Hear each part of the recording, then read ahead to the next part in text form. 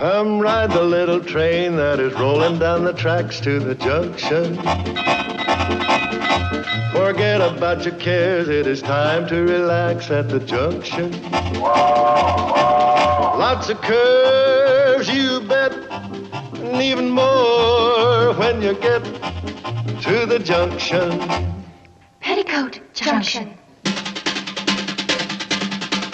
There's a little hotel called the Shady Rest at the junction.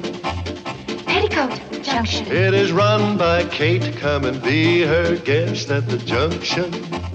Petticoat Junction. And that's Uncle Joe. He's a moving kind of slow at the junction. Petticoat Junction.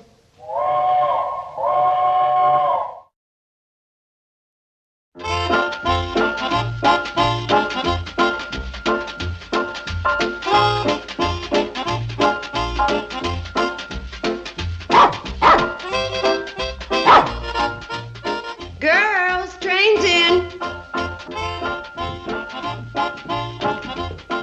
Bye, Mom. Bye, Billy Joe. Have a good time at the basketball game. Oh, I'm not going to a basketball game. I'm going to a debate. Enjoy yourself. Thanks, Mom. Billy! Bobby! See you on the train. Will you zip me up, Mom? Oh, sure. Hope you and Arthur have a nice time at the dance tonight. Oh, I'm not going with Arthur. I'm going with Greg. I thought Billy Joe was going with Greg. That was yesterday. Billy Joe traded me Greg for Arthur. Oh, good heavens! What's the matter? We forgot to tell Greg and Arthur we were switching. Billy Joe! Billy Joe, did you tell Greg and Arthur? No, I thought you did. Oh, Mom, what'll we do? Well, it seems to me the simplest solution would be for you to go out with your original dates. Mom, if you can't help. Come on, Bobby Joe. Maybe we can figure something out on the train. Bye, Mom. Goodbye, Mom. Goodbye, girls. Well, so long, Kate. Where are you off to? Sam Drucker's. And tonight I'm going to beat that cheating old box boy. I'm taking my own checkers. Uncle Joe, how can you accuse Sam of being dishonest? Last week I caught him using marked checkers. Good night, Uncle Joe. Enjoy yourself. Thanks, Kate. Well, looks like you and I have the whole hotel to ourselves.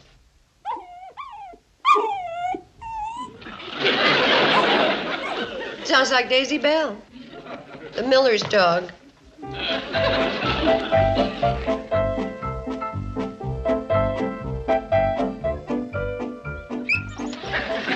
You too, huh?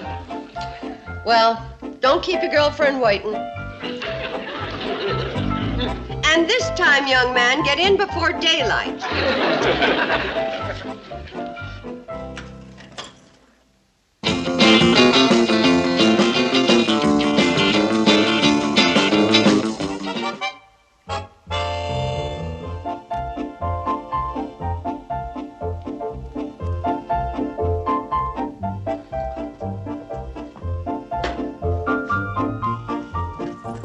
We're going, Mom. Oh, night. See you later. Right. Don't wait up like you did last night.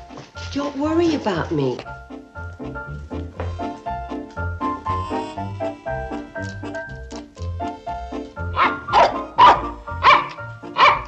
Oh, my goodness, I forgot your dinner.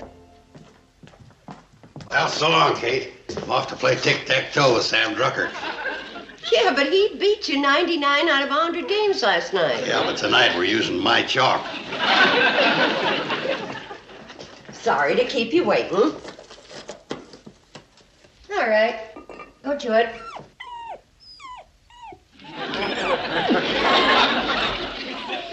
Well, I guess being in love is more important than food.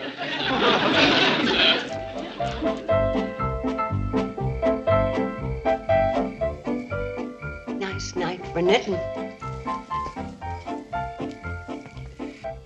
Nothing like knitting under a full moon.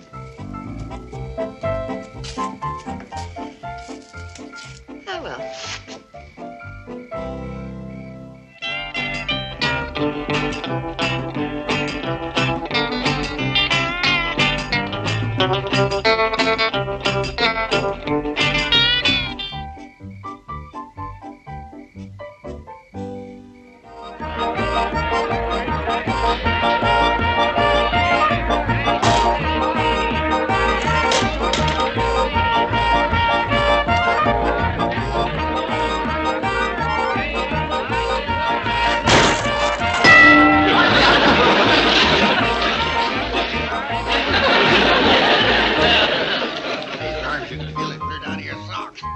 Hi, Mom. Hi, everybody. Well, Kate, I did it. That Sam Drucker may slicker me at checkers and I'll tack my toe. But I outbowled him 2 games out of 3. Well, nice you can beat him at something. I let him win the first game. Kind of felt sorry for him on account of his sprained thumb. Well, that was big of you. Mom, you should have been at the track meet. Hooterville High won all the events except for the 100-yard dash. Well, anybody interested in a snack, there are cookies in the kitchen. Oh, boy, Mom. Girls.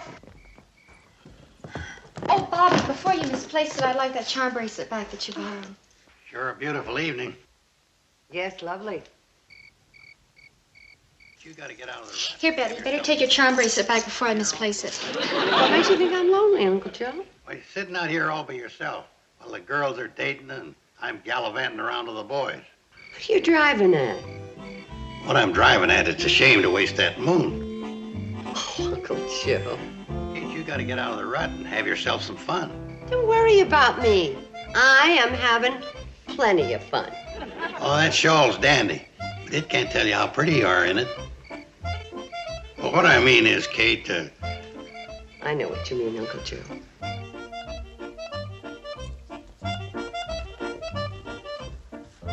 Uncle Joe is right. Yes, we've been awfully selfish. Yeah. What Mom needs is a companion.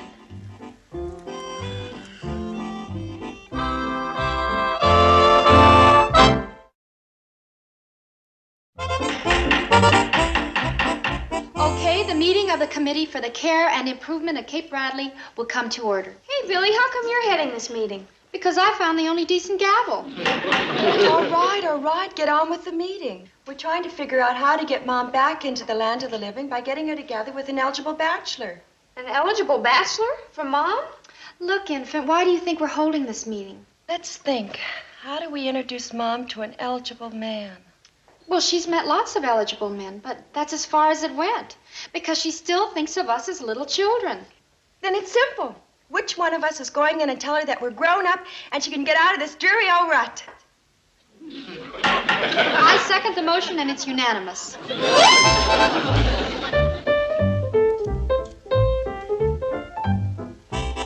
My, what a beautiful stove. Thank you. That would attract any man. Which reminds me, we girls have decided that we're old enough to take care of ourselves, and it's all right with us if you go out on dates. I have another suggestion. If it's not any better than your last suggestion, I suggest you forget the suggestion you're about to suggest. The direct approach doesn't work with Mom. I say we trick her. Now, who's a nice, attractive, available man? Say, how about that new principal at school, Mr. Marshall? He's not married. Hey, great! I've seen him around town, and he's very distinguished looking. Why, if he were 20 years younger, I could go for him myself. Our troubles are over. He passes the Billy Joe Bradley test for men, and you can't go any higher than that. Okay, we've zeroed in on the right man. Now, how do we get him and Mom together? Nothing to it. Tomorrow, Mr. Marshall's going to send for her. For Mom? Why? To ask her about how that frog got in his lunchbox. What would a frog be doing in the principal's lunchbox? And why would he talk to Mom about it? I second the motion.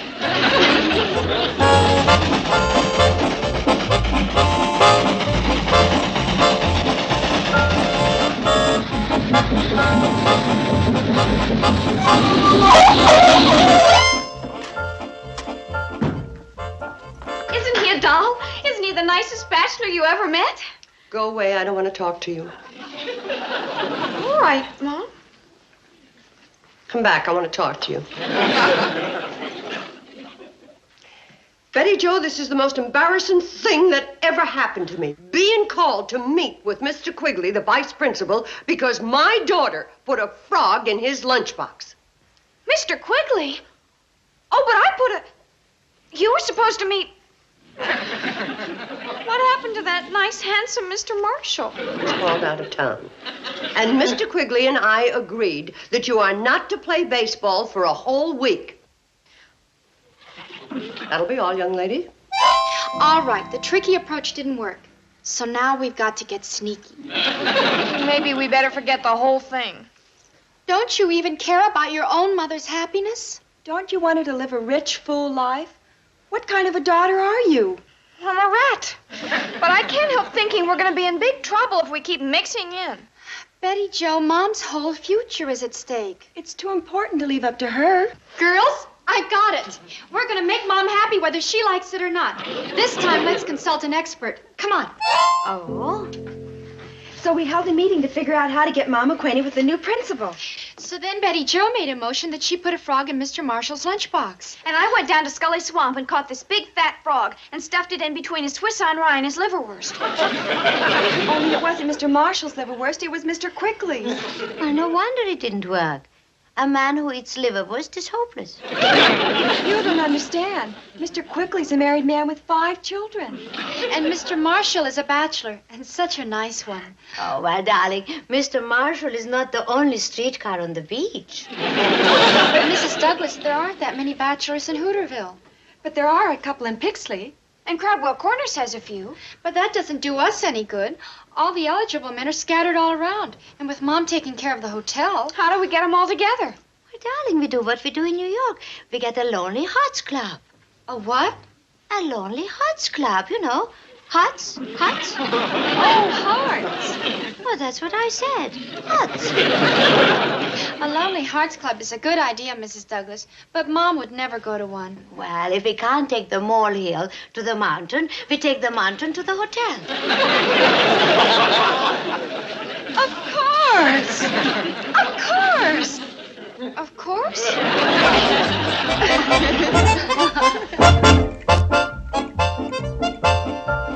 Oh, boy, wow. Boy, oh, boy. Wow.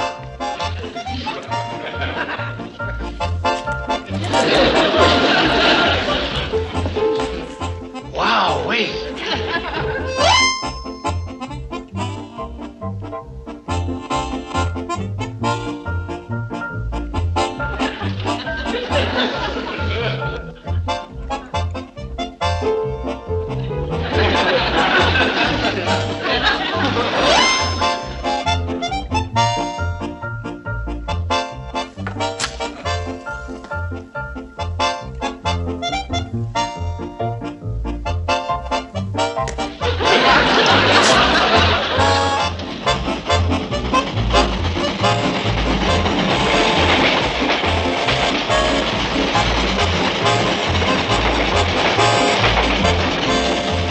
Well, so you're all members of the Shady Rest Lonely Hearts Club.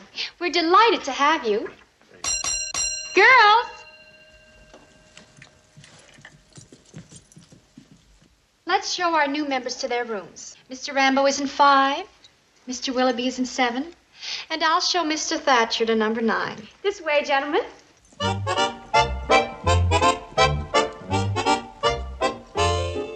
Say, if the bellhops are that cute, then the women members must be out of this world. Just a minute, girls. You should have called me. I want these guests to have the best rooms in the hotel. 5, 7, and 9. That's what we gave them. Okay, take them on up. I'm Joe Carson, the manager of this entire operation. You are? Well, then you're the fellow we want to talk to. Yeah, gents? What'll it be? Well, when do the activities start? Activity? Oh, we got an exciting checker game starting in the lobby at 8 o'clock. For those that are athletically inclined, we got a horseshoe game in the backyard at 9. Oh, we mean,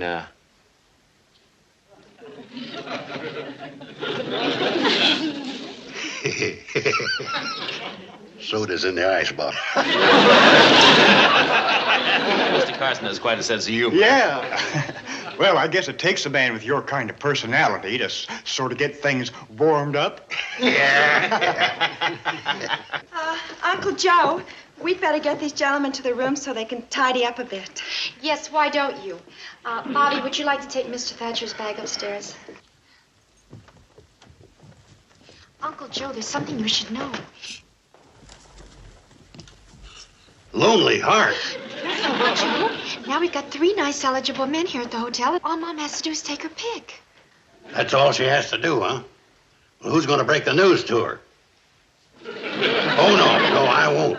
But, Uncle Joe, you started it. You said yourself Mom should have a companion. A companion, yes. but not those 3 rejects from the wax museum. So long, I'm going into Pixley and order a new roof. But, Uncle Joe, we don't need a new roof. We will when your mother finds out why those men are here.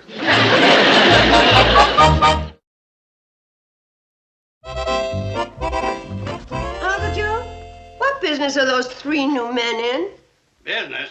I think they're hunters. The season's closed. Not for what they're hunting. Fine time for the girls to vanish. Just when we have 3 new guests in the hotel. I wonder where they skipped to. I guess they chickened out. I mean, it's a great chicken you come out with tonight, Kate. Oh, thank you. Did you call the guests to dinner? 3 times. Well, you get the gravy and I'll get the men down, huh?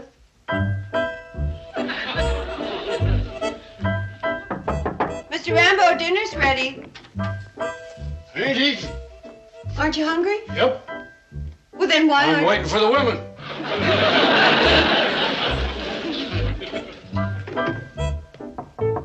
Mr. Willoughby, dinner's ready. I'll wait till my dream girl gets here. Oh, are you expecting your wife? Hope it works out that way, Mrs. Bradley.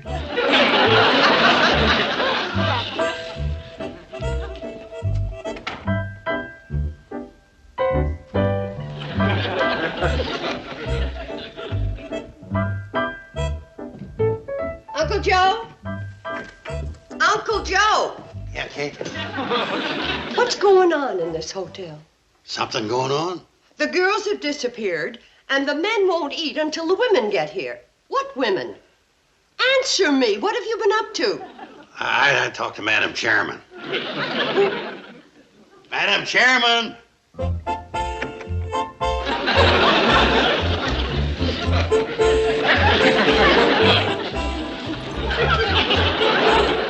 Well?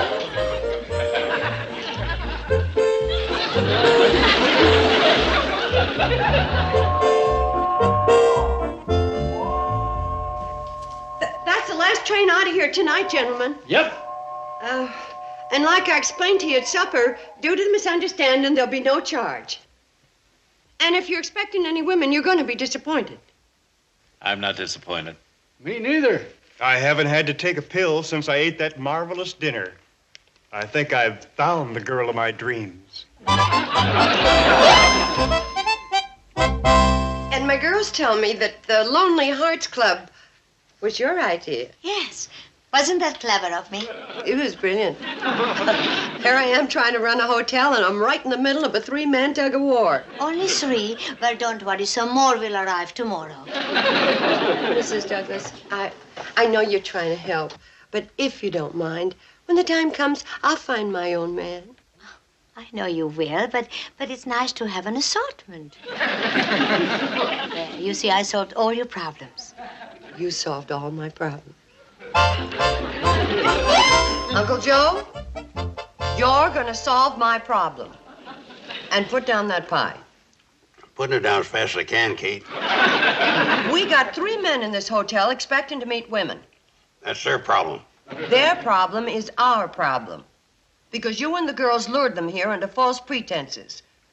The Shady Rest Hotel is not now, nor ever will be, a Lonely Hearts Club. What are you getting so all steamed up about? Because I don't want the hotel sued. Now, you get those men out of here without telling them why. Kate, you're asking me to do the impossible. We gotta make them want to leave. I know. We'll toss a hatful of hornets in their rooms. I think this is more practical. You know about these men. Now, tell me first about Mr. Rambo. What about him? Didn't he ever say what kind of woman he didn't like? Oh, yeah. The Gabby type. He can't stand them. Okay.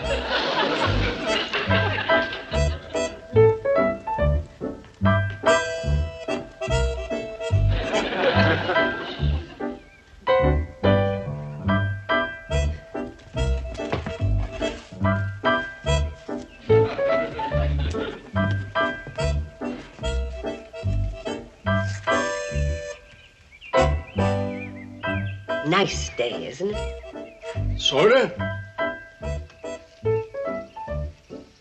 I'm so glad we're away from the others. You know, Being a hotel manager, I try to be impartial to all my guests. But sometimes it's difficult because some men are just naturally more attractive to women than others, especially the strong, silent type. And the strong, silent type man likes a silent type woman. And you will find that I am probably the most silent woman you ever saw. All my girlfriends say that I am the most silent person they know. They're all blabbermouths, but not me. I'm silent. And I think that's why we are mutually attracted, because you're silent and I'm silent. How would you like to go for a nice silent walk? Excuse me, I think I'll go pack.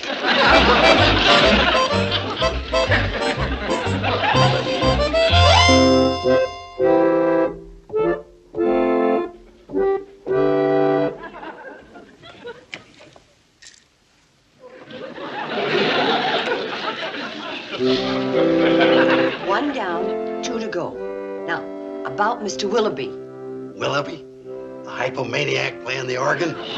Katie's got so many pills in him, he rattles when he walks. What doesn't he like? He doesn't like to hear about other people's aches and pains. Oh? How are you feeling? Oh, not too bad. Except for this pain in my hip. I feel awful. Mrs. Bradley, those are for the pain in my hip. Hip. I got pains all over. Hip, knees, elbow, ankles. But that may not be the right pill. Don't give it a second thought.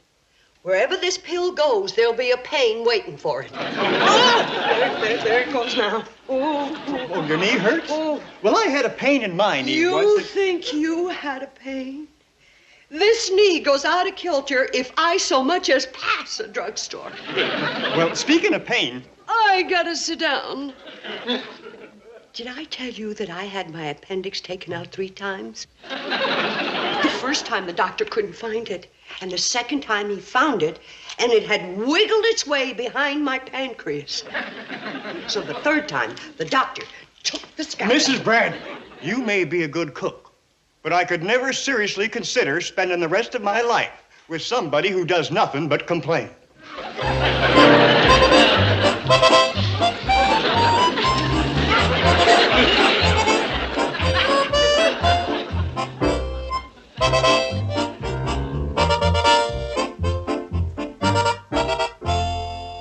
One to go. Yeah. Now, this guy Thatcher told me that his idea of paradise was to sleep until 11 o'clock every day. Oh ho! Now I know just what to do in the morning.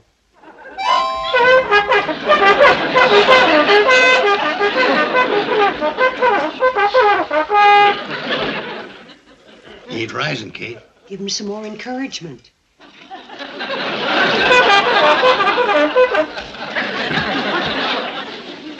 What do you think you're doing? Just the regular Kate Bradley health routine.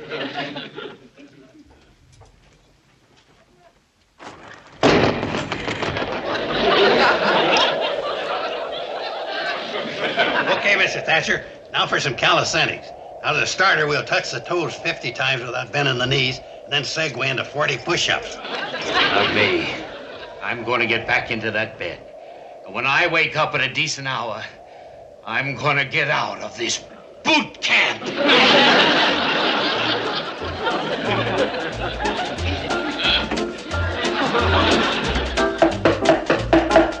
The meeting is called to order. Are there any motions before the House? Madam Chairman, I make a motion that we bust up this committee and stay out of Mom's life. And tend to our homework. I second the motion.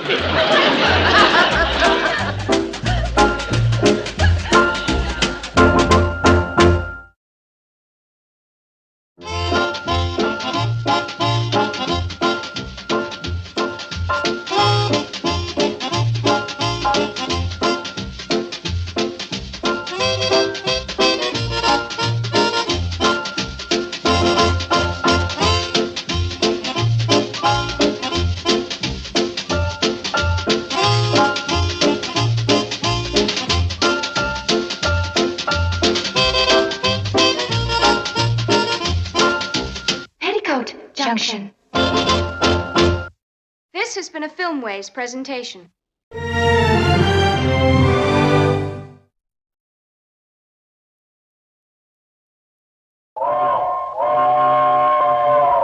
Come ride the little train that is rolling down the tracks to the junction.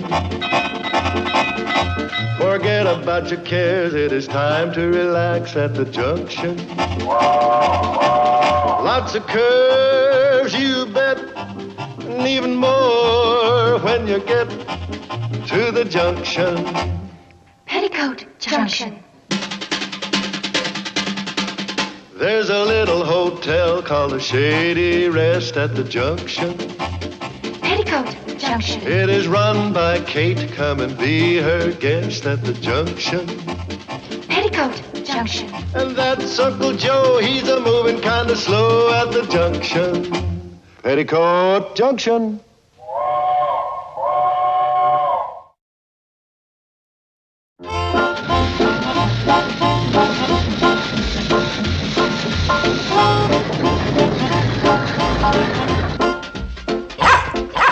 Time for you now. I got big news. Hey, let go, you knucklehead. All right, so you dug another hole. What do you expect, the Pulitzer Prize? All right. Is that what you stopped me for? Same old moldy tomahawk you dig up every 3 months. Now, listen, this nonsense may be all right for you, but I got an earth-shattering scoop to report. Hey!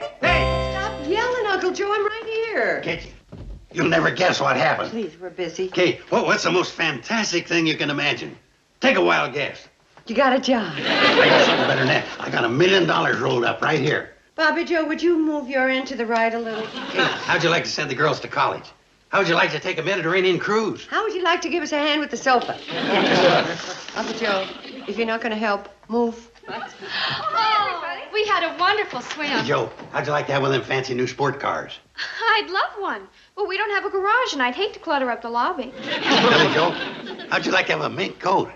Well, if you'll include an ermine for a change of pace. After all, no girl wants to be seen at the soda fountain night after night in the same old mink. Biggest news that ever hit Hooterville. Nobody'll listen to me. Well, you're better than nobody. Don't get a swelled head. You ain't that much better.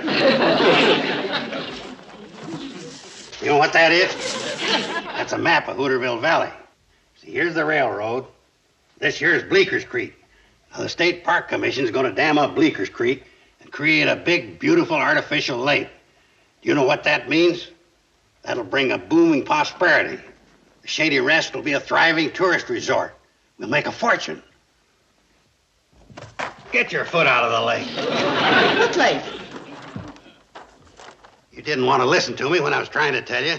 Now I won't tell you even if you stand on your head. No, sir. No use begging me to tell you about the multi-million-dollar Hooterville Valley Lake project that's going to make Lake Tahoe look like a bird bath. A new lake? Here in Hooterville? State Planning Commission, Engineering Division, Hooterville Dam Project. Where'd you get this map? He's a friend of mine. Big shot of the State Engineering Division.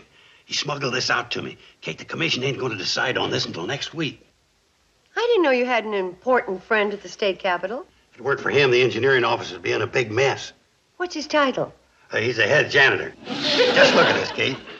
Kate, when this lake's filled up, it's going to be over 10 miles across and have a shoreline of over 40 miles. My man. The state's going to stock the lake with fish. We'll not only make a lot of money from boats and fishing poles, but we'll corner the worm market, charging 50 cents an inch. Uncle Joe, where's the Shady Rest Hotel? Well, here's Ben Miller's apple orchard, and this is Scoville's Bluffs. Now, we're just halfway between.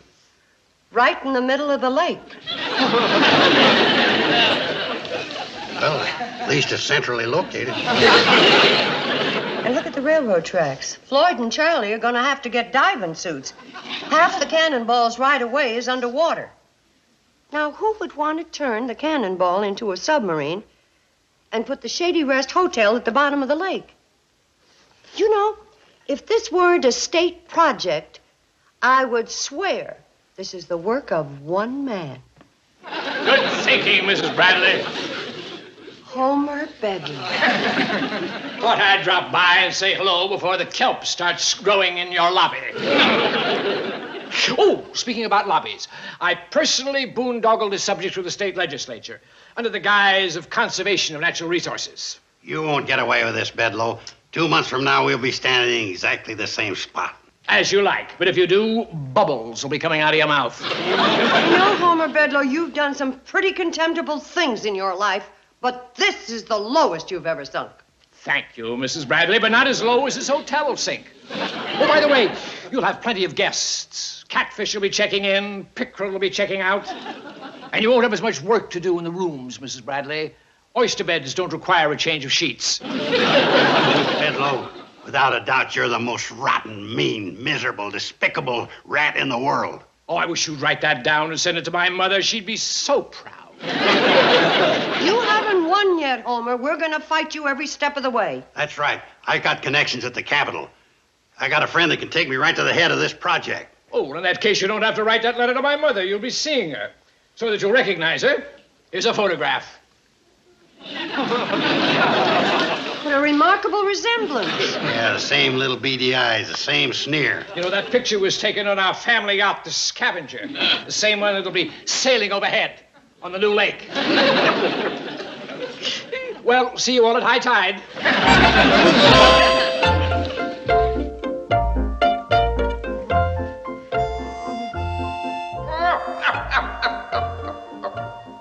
The Shady Rest will be under 50 feet of water. There'll be kelp growing in the lobby, catfish checking in, pickerel checking out.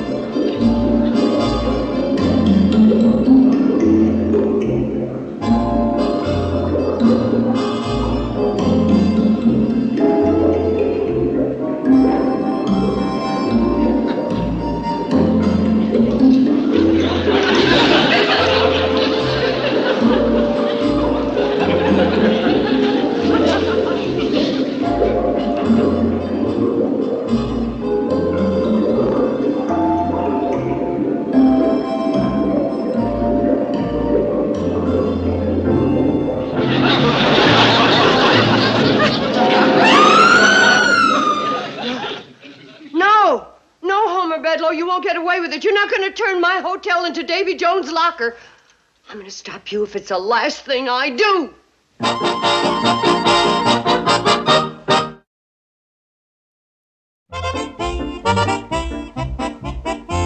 We need 200 signatures to get a restraining order to stop the dam. Now, how about it? All right, I'll sign. Here you are.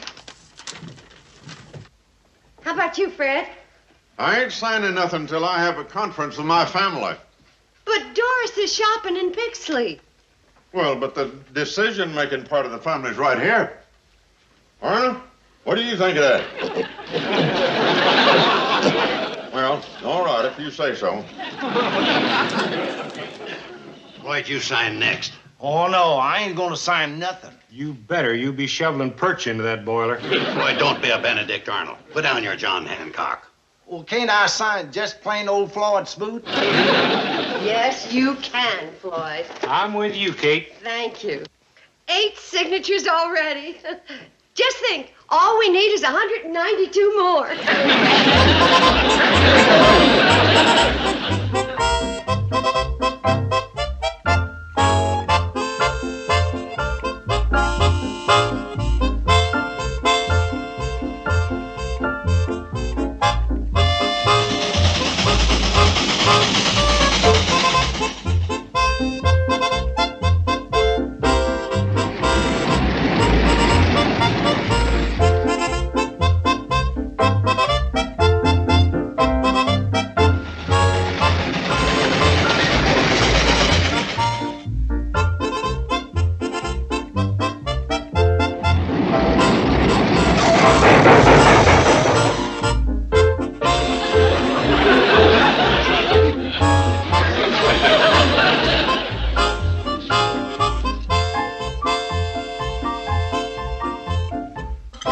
198 signatures. Only 2 more and we could have stopped. Pass the hotcakes. Well, girls, we might as well all eat something. Homer Bedloe's come out on top. How touching. Oh, the family at breakfast. No, please don't anybody get up. Just let me enjoy this little tableau while it lasts. Soon this cozy dining room will be a grotto for eels, and you, my dear good friends, will be a tattered little band of gypsies roaming homelessly about the countryside. Bedloe, why don't you run over to the zoo? I hear one of the rattlesnakes needs a venom transfusion. You don't fool me a bit, Mr. Carson. Behind that facade of hostility lurks a deep and heartwarming hatred. Homer Bedloe, you wouldn't be so brazen if the Conservation Commissioner knew what kind of man you are. Why don't you tell him? Oh, Mr. Commissioner. Oh, Mrs. Bradley, this is Mr. Fletcher, the Commissioner of Conservation. How do you do, Mr. Commissioner? Mr. Fletcher, this is my Uncle Joe Carson and my 3 daughters, Billy Oh, Jo. yes. Homer here has told me all about your charming daughters. Billy Jo, Barbie Jo, and Betty Jo. Hello. Mother, may we be excused? Oh, certainly. Would you like some coffee, Mr. Fletcher? Thank you, Mrs. Bradley. Didn't you want to tell the Commissioner something, Mrs. Bradley? Yes, I did. Mr. Fletcher, this man... Excuse me, please. Modesty prevents my listening to praise. I'd better keep an eye on Bedloe. I don't trust him as far as I can throw a handful of feathers. Yes, Mrs. Bradley.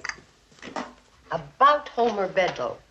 There are so many things that have happened, I don't know where to begin. Mrs. Bradley, there is nothing about Homer Bedloe you could possibly tell me that I don't already know. Well, I'm certainly glad to hear that. What a generous, public-spirited man. Public-spirited? Why, he Yes, is... he has sacrificed the profitable branch of his railroad so that the people of this valley can enjoy the recreational and economic benefits of the new lake. I've heard of brainwashing. But Bedloe's got yours. Washed, drip-dried, starched, and ironed. I have been forewarned that you are the ringleader of a tiny minority who oppose progress in this valley. I do not oppose progress. I oppose drowning. You don't understand the benefits involved. Here, let me illustrate. Now, let's say this is the valley. Now, let's build a dam. I've loved building dams ever since a little shaver. Now, here is a wonderful lake. Supply of water for farms, source of power, a fine attraction for tourists. Just visualize, Mrs. Bradley. Just visualize. Around this lake, there will be cabins. And on the lake, there will be boats. And at the bottom of the lake, there will be me. No, never mind. Run for the hills the dam has broke. Miss Bradley, that lake is going in whether you like it or not.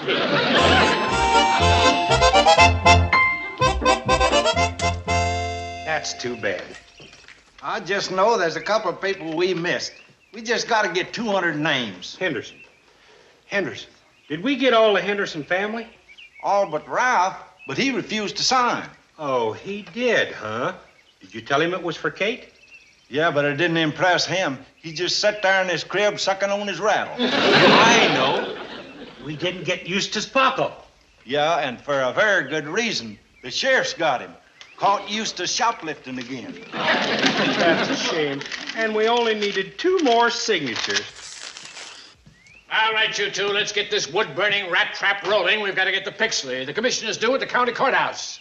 Commissioner? What are you commissioner of? My name's Fletcher. I'm Commissioner of Conservation.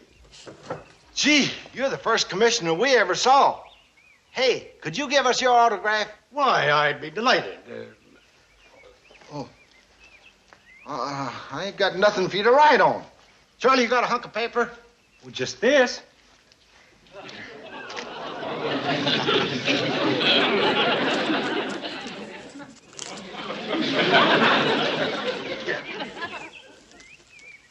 Thank you very much.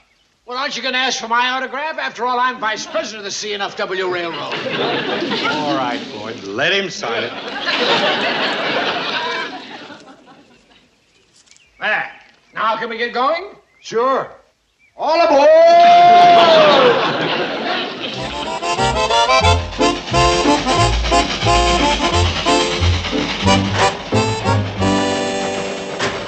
There, that'll get us up Bleeker's Hill. Let's have another look at this petition. We might think of a couple more names. Be a crime to throw it away with only 2 names missing. Freddie Ferguson's name ain't down there. He's kind of hard getting his signature, though. He moved to Australia in 1908. Hey, Charlie, are you train sick?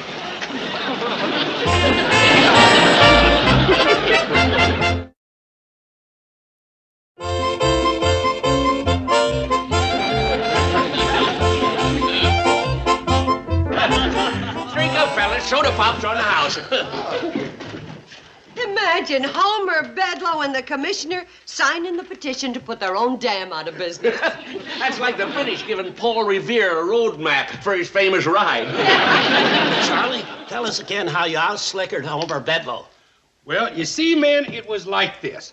We were short just 2 signatures on that petition. Hey, what are you telling them for? I should be telling them. It was my idea. Your idea? Yes. Boys, it doesn't matter whose idea it was. The important thing is we have a restraining order to stop Homer Bedloe. Yeah. Do you mind repeating that, Mrs. Bradley? Not at all, Homer. This is a restraining order to stop you from flooding the Shady Rest and submerging the cannonball. That's very interesting. Mrs. Bradley, I'd like you to take a look at this. This is a counter-restraining order restraining your restraining order restraining me from building the dam. Work will begin in about a week. Bedloe, you're the meanest villain since Simon Legree. Well, let's not drag amateurs into this. 3:00. By now, the commissioner should have completed his inspection of the area and be arriving at the Shady Rest to serve the formal eviction notice.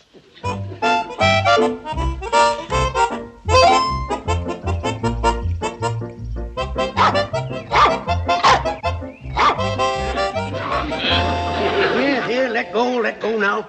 I've no time to play with dogs. Assistant little Dickens, aren't you? All right, I've inspected the rest of the area. Might as well inspect your bone. Well, this is interesting. A tomahawk. A Choctaw tomahawk.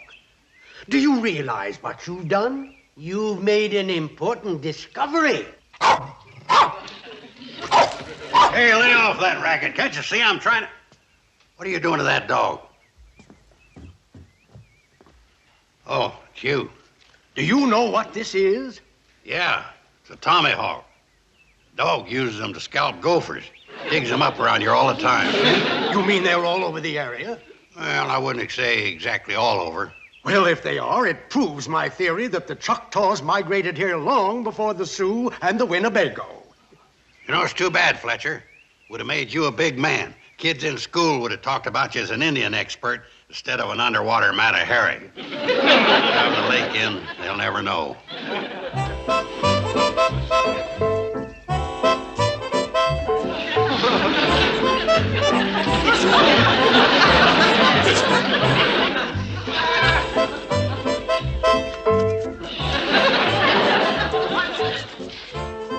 I think the next best place to dig is down by the brook.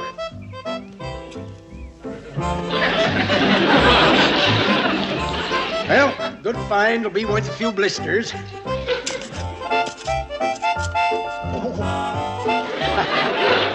Done it again, Commissioner. That makes the 6th tomahawk. Now, there's a dedicated public servant. Hello, Bedlow. You know, Fletcher, I'm as anxious to complete this dam as you are, but you better wait for the crew. There'll be no dam. It'll be a crime to destroy such a valuable piece of Americana.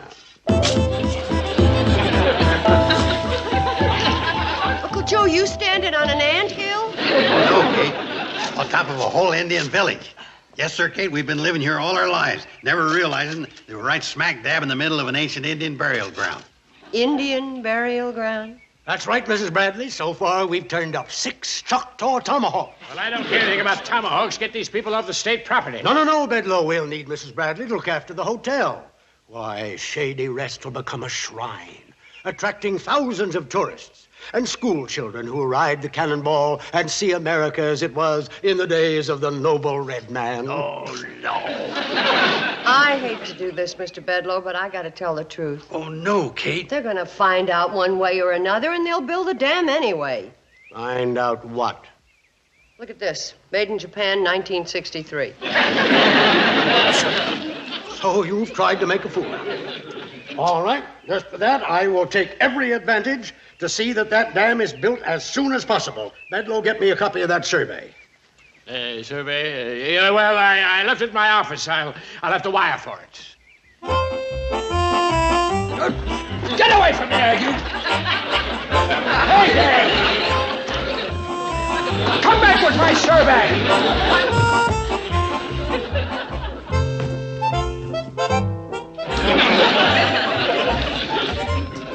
Hey, you!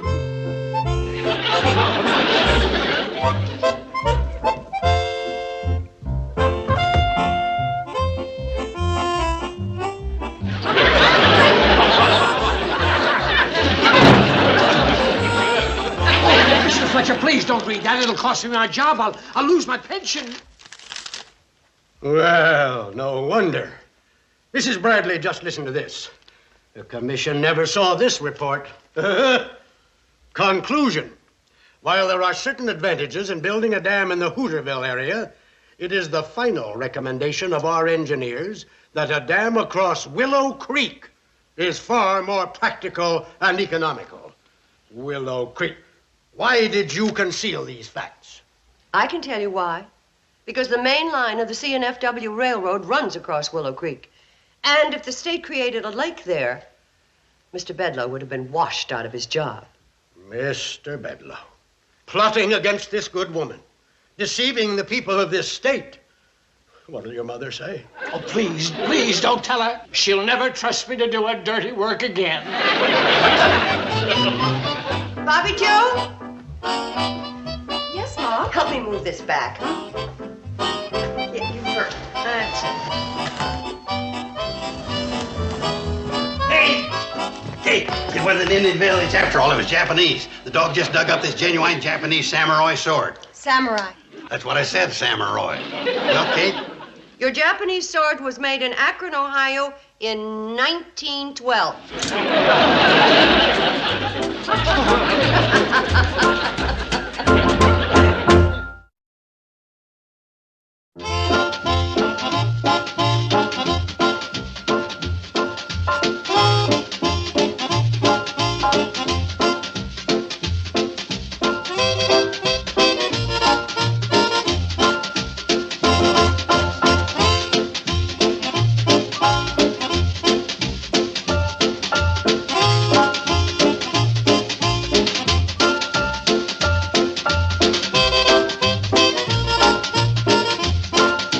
Peoticoat Junction.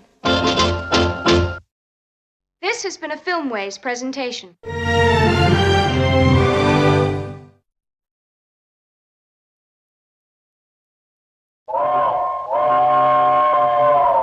Come ride the little train that is rolling down the tracks to the junction. Forget about your cares, it is time to relax at the junction. Lots of curves, you bet, and even more when you get to the junction. Peoticoat Junction. There's a little hotel called the Shady Rest at the junction. Peoticoat Junction. It is run by Kate. Come and be her guest at the junction. Peoticoat Junction. And that's Uncle Joe. He's a moving kind of slow at the junction. Peoticoat Junction.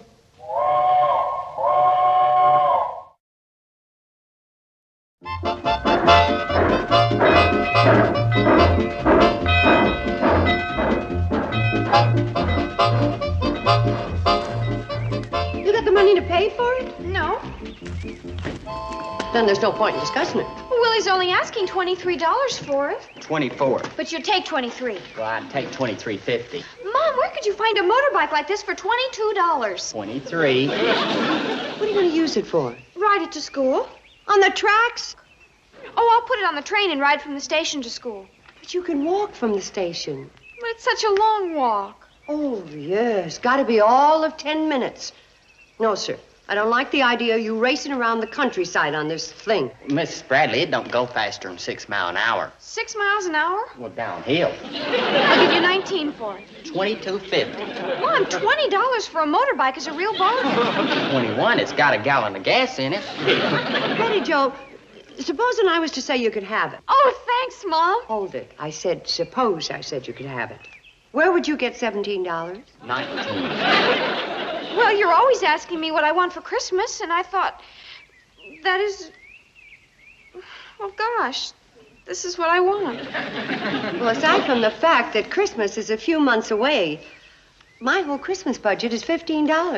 16. 15. 15, but without the headlight. Well, I'll try to raise the money some way.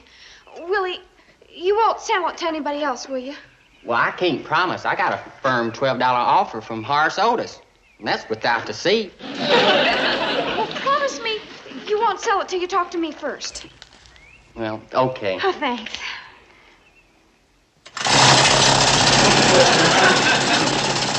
Bye, Betty. Bye.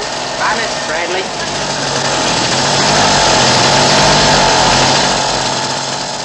Doesn't it sound beautiful?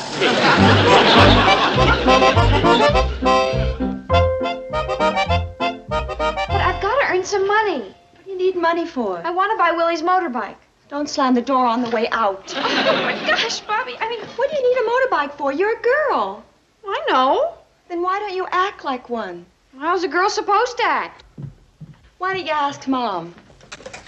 Ask me what? How's a girl supposed to act? You mean you're going to start going out with boys? No, she wants to buy a motorbike. Oh, that again. Betty Joe, it's time you learn the facts of life. I know the facts of life. Then what do you want a motorbike for? What's wrong with a motorbike? You're a girl. Why does everybody keep saying that? Bobby Joe, you got some cold cream? No, Mom. I have some. You do? Yeah. I'm a girl.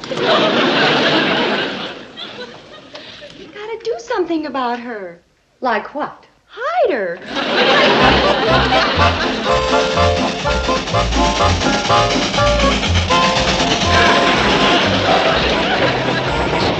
Motorbike, huh? Yes, it's a beauty. Doggone, when I was a boy, I always wanted a motorbike. Did you get one? No, when I was a boy, they didn't have them. Oh, watch your pressure. Charlie, Charlie, there must be something I can do to earn some money on the train. I could sweep the coach. No, that's Floyd's job. Well, I could polish the engine. That's Floyd's job, too. I could clean out the firebox. Floyd does that. Hey, Charlie, maybe she could take your job. You ain't doing anything. I run the engine. You couldn't run the engine if I didn't throw wood in the firebox. Then throw it. Charlie, maybe Floyd had a good idea I did? What was it? about my taking over Charlie's job. Well, you always let me run the engine when I'm on the train. Why couldn't you pay me for it? You could have a day off and all I need's $15. That's more than I get. Well, I'd work for less. Oh, we couldn't let you do that. Why not? You let me. Betty Jo, I just reckon we couldn't pay you to run the train. Gosh, I'm never gonna get that motorbike. Oh, sure you will. Well, I never did. Oh, why don't you... Hey, where's my lunch pail? Right down on that wood. That's funny. Charlie, guess what I did? What did you do? Yes. Did you throw my lunch pail in the firebox? Yes, I did. What's you getting so mad about? You're always complaining you want a hot lunch.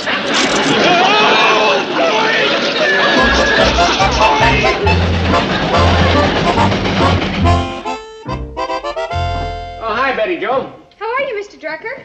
Fine. Bless you. You getting a cold, Betty Jo? It's not me, it's him. Oh, you getting a cold? The dust. Oh, Gets in his nose. yeah. I guess it is a little dustier on the floor than it would be up someplace. There, that better? There ain't no dust up here. Well, there must be. He's got a very sensitive nose. Oh, well, I guess the store does need dusting. You got any idea who could do it for me? I could. What kind of a deal did you have in mind? Cash or jelly beans? Cash. How much? $15? $15? I couldn't pay $15 if this was gold dust. Oh, I didn't mean for just once. I dust every week for a year. One dusting usually holds it for a year. I'd be willing to go as high as $1 for that. I need 15. Willie won't sell for less than 15, huh? Maybe without the tires. But I've just got to find some way of earning $15. Mm-hmm. You ever think of taking out an ad in the Hooterville World Guardian? No? How much would that cost? $1. Or one dusting.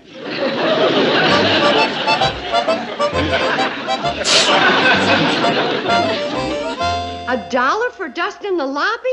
That's what Mr. Drucker paid me. A whole dollar? Well, he didn't pay me in cash. If you eat all those jelly beans, you're going to get sick. Oh, no, I took out an ad in the paper. That's a waste of money. Whoever reads that paper. You're reading it. Oh, that's just because I ain't got nothing better to do. How about dusting the lobby? I'd be glad to, Kate. I don't want to take away Betty's job. What'd you say in the ad? Excuse me. Here it is. Ah, yes. Industrious, energetic worker available. Is this you? Yeah. Doesn't sound like you. Will tackle any job for 50 cents an hour. How come you charging me $1? Well, you're my mother. And that cost me 50 cents extra. It's a small price to pay for motherhood. Did you get any answers to the ad? Oh, no, Mr. Drucker only put the ad in the paper today. Ah.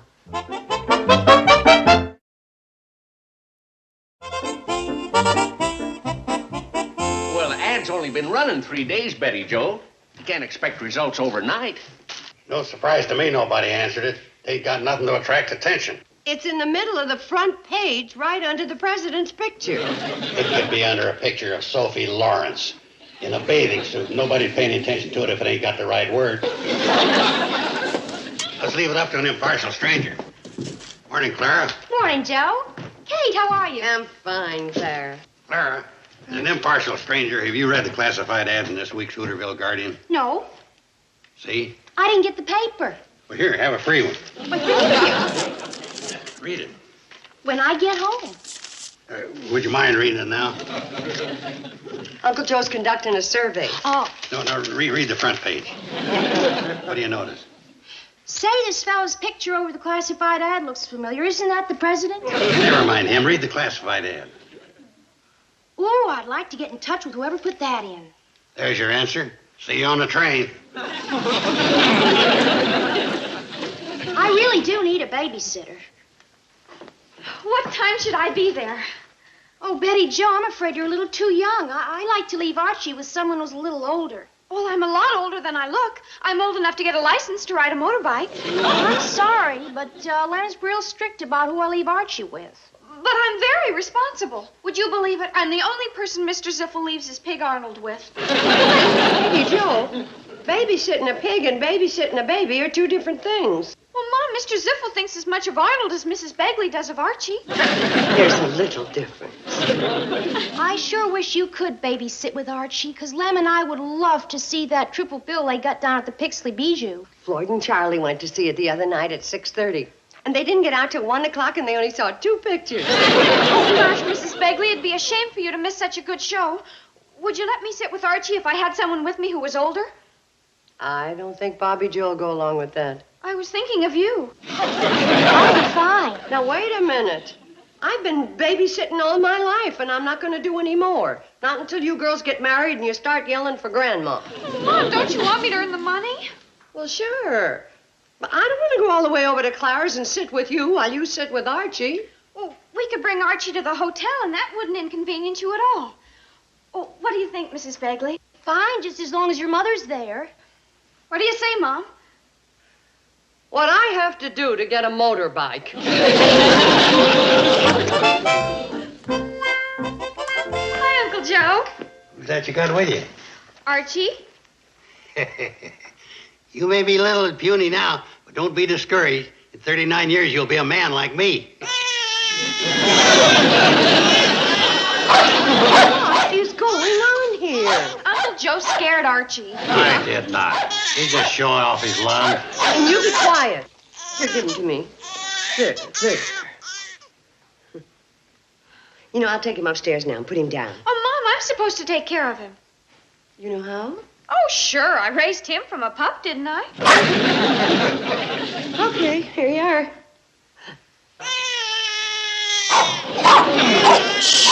And you be quiet.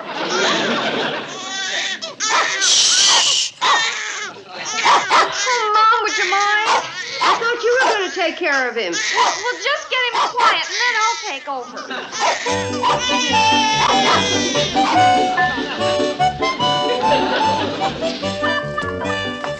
Mom, will you hold Archie while I get his stuff organized? Sure.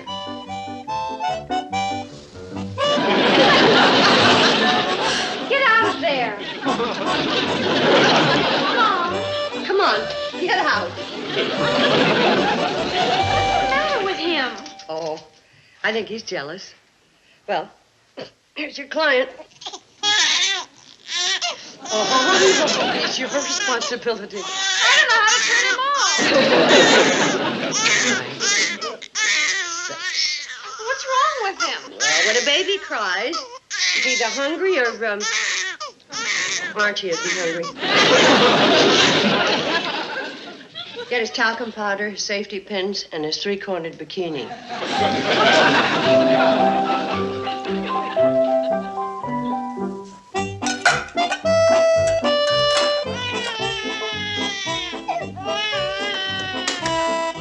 Betty Joe, the baby's crying. Bobby Joe. Uncle Joe, the baby.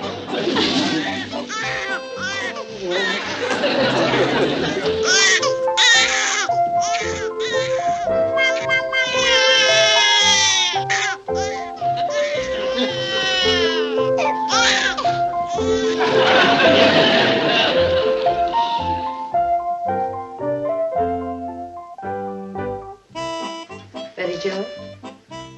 Betty Joe?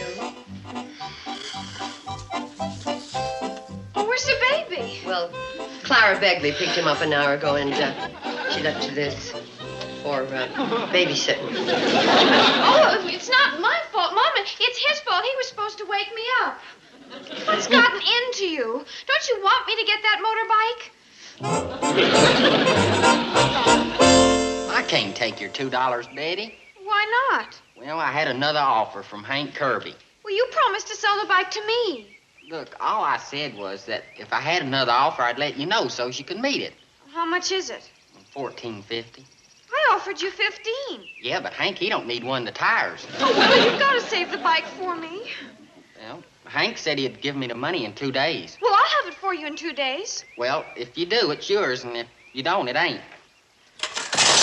Yeah, Miss Dawson, I'll ask her. Hold on.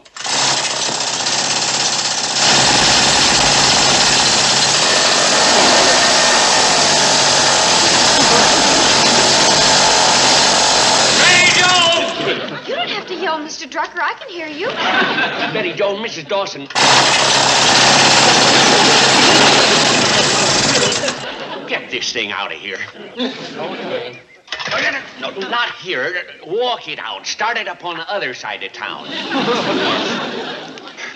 Oh, dang blasted noise making. I knew it was a mistake for him to put a road in here. If he ever gets that thing started. Mr. Drucker, what did you want to talk to me about? What did I want to talk to? Oh, Mrs. Dawson is on the phone. Clara Begley told her that you did such a good job sitting with Archie that she'd like you to sit for her for a couple hours tonight with her triplets. You mean she'll pay me 50 cents an hour per kid? Well, I guess so. Gosh, that'll be $3. And with the 2 I've got... Oh, it isn't enough. Oh. Well, I got a couple of other sitting jobs for you, but the trouble is they're all for tonight. Too bad you ain't 3 people. But I am 3 people. Betty Joe, Bobby Joe, and Mommy Joe. Wouldn't it be easier to cultivate a couple of boys with transportation instead of breaking your neck trying to get a motorbike? Please, I'm not asking for advice. I just want your help. I've got to make enough money tonight to pay for that motorbike. I was going to do my hair tonight. Well, you can take your hair with you and do it. I mean, you can do your hair while the Clegg kids are sleeping. The Clegg kids? There are only 2 of them. I'm taking care of 3. I don't want a motorbike. Please. I've got to study. Well, the Cleggs is the greatest place in the world to study. They got a hi-fi. All right. Thanks, Bobby Joe. I'll never forget this. Don't worry. I won't let you.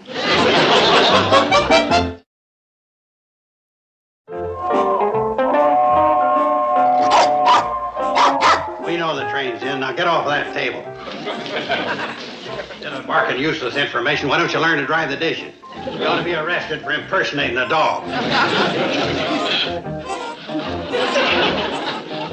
I asked Floyd and Charlie to stop by and let me know how Betty Joe was making out with the Dawson triplets. What are you worried about? I raised 3 kids just as easy as if I had 1. I know, Uncle Joe. And if ever you run for Mother of the Year, you'll get my vote.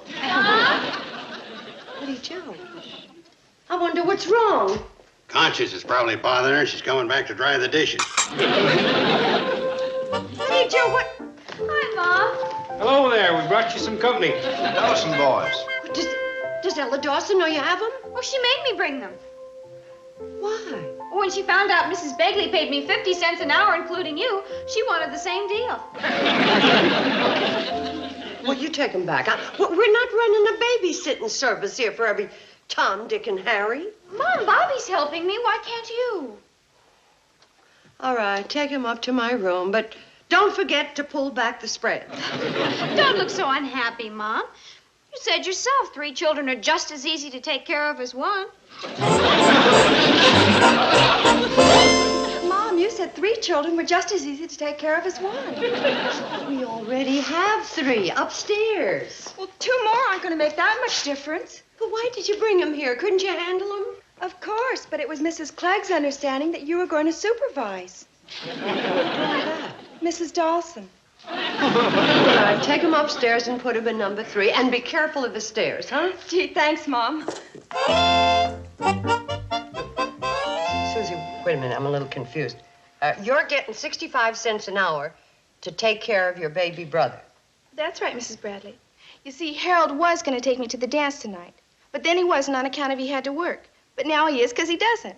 You understand? Oh, perfectly. I've got 3 teenagers myself. Harold is going to work after all. You want to go to the dance, and you want to leave Herbie here. Yes. He's cute, isn't he? Cutest baby I've seen in the last 10 minutes. Hey, Pete, where you want us to put these? Who are they?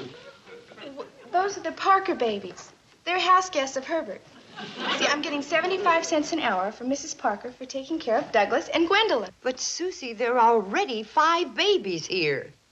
Well, that's fine. Then they won't get lonesome. I'll sublet Herbie and the Parker babies to you for 50 cents an hour. Lucky me. Hey, these Parker kids weigh heavy. Yeah, well, put Douglas in the presidential suite, Gwendolyn in the bridal suite, Herbie in the governor's suite, and don't forget to take the spreads off. Don't worry, Susie. We'll get you to the dance in time. 8 babies. My, Mrs. Bradley, you're due for a lot of running around. Betty Jo may be right. A motorbike would come in handy around here.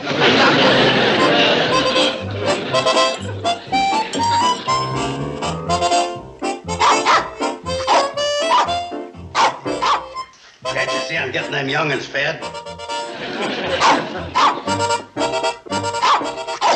Eating time for the Dawson triplets. Not now. Babies first. Listen to the Clegg twins. They want their bottles again. Good gosh, they've had 2 bottles apiece already. The way they drink, they should join Milk Anonymous. Not now, boy. We're in a hurry.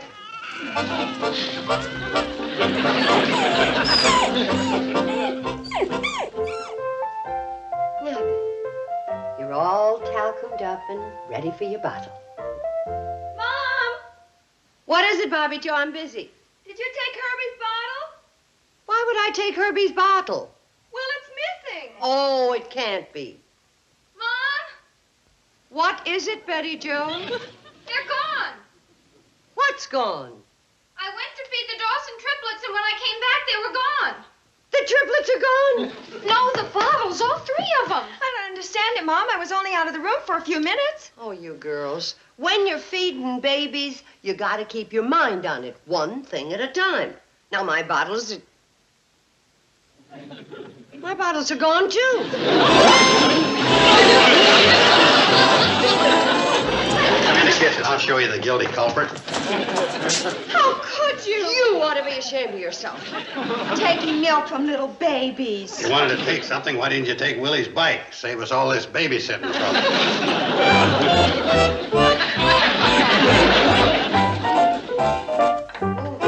Thank goodness they're all gone. I don't want to see those babies again until they use talcum powder after they shave. I never worked so hard in my life. Well, it'll all be worth it when I get my motorbike. I made $11, and I need 4 more. Let's see, that's 1 baby for 8 hours, or 8 babies for 1 hour. Just a minute. No more babysitting. I've had it. So have I. Oh, Mama, we're so close. If I don't get that motorbike, I'll just die.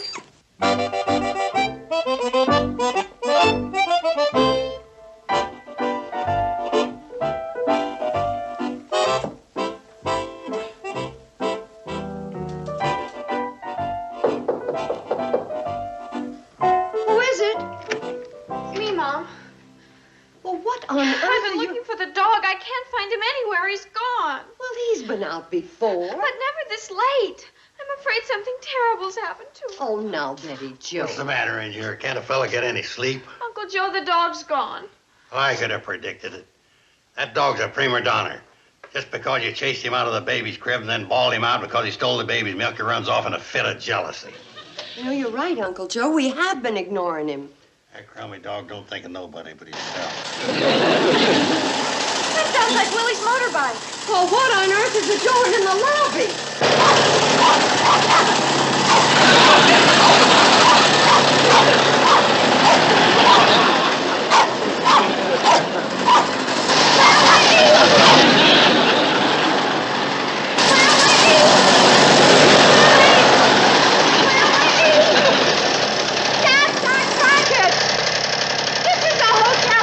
Not the Indianapolis Speedway. Boy, you're home. You know what that silly dog did? Woke me up and tugged me out to the bike and herded me clear out here. So I wonder if the bike even still runs after bumping all over those railroad ties. Joe, he wasn't jealous after all. He wanted you to have your motorbike. Oh, I'm sorry, Willie, but I'm still short $4. Well, you know what, Betty? That's a pretty smart dog you got there. I trade him to you for the bite. Oh, not on your life. You sure got a kooky daughter. Well, Willie, motorbikes can be fun, but can they kiss you on the face like that?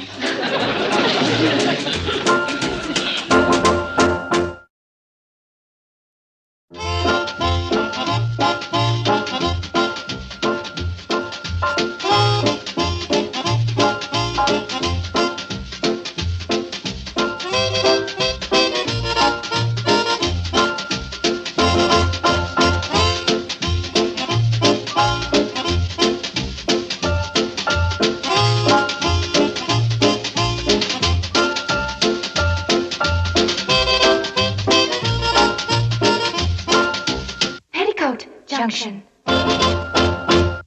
This has been a Filmways presentation.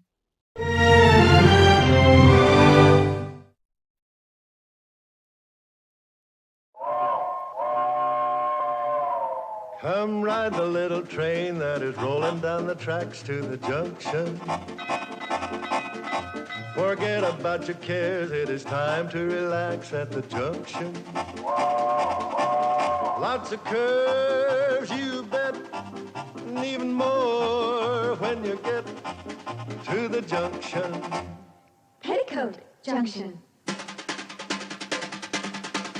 There's a little hotel called the Shady Rest at the junction. Peoticoat Junction. It is run by Kate. Come and be her guest at the junction. Peoticoat Junction. And that's Uncle Joe. He's a moving kind of slow at the junction. Peoticoat Junction.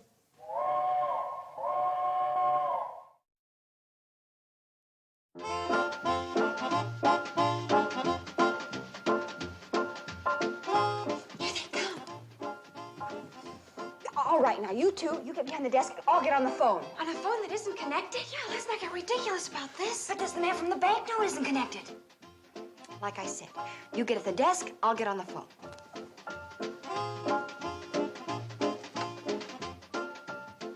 My report will indicate the hotel is in excellent condition, considering its age, Mrs. Bradley. Oh, that's thrilling news, Mr. Bunce. But I'm afraid that's the only recommendation I can make to the bank about extending your loan.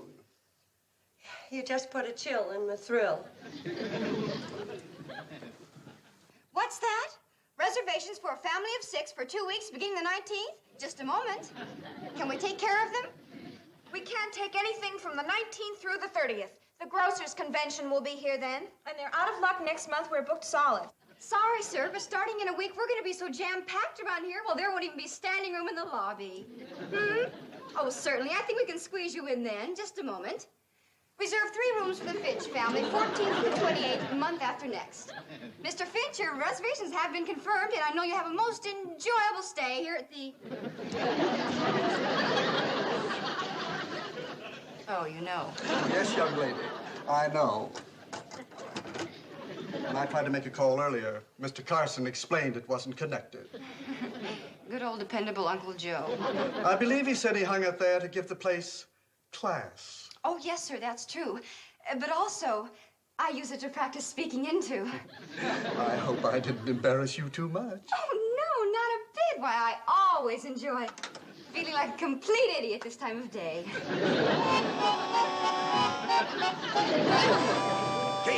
Kate, I got great news. Guess who got off the cannonball? Mrs. Clara Watkins, the social leader of Watkins County. Uncle Joe, let's not She and her try... son are coming up the hill right now, breathing money from every pore. Uncle Joe, you're wasting your time. Mrs. Watkins likes it here. Shady Rest could become the headquarters of the wealthiest people in these parts. Just think of all the money. Uncle Joe, please settle down. It's no use. Mr. Bunce won't go for it. But don't feel bad. The girls just struck out on a lollapalooza. Hey, Mrs. Watkins is coming up the hill right now. And I might add, quite a climb. Well, they told me this wasn't much of a hotel, and they were right. Come on, Sonny.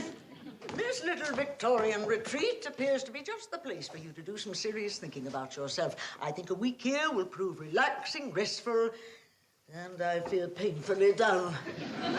Welcome to Shady Rest. We're honored to have you as our guests. Oh, yes, of course.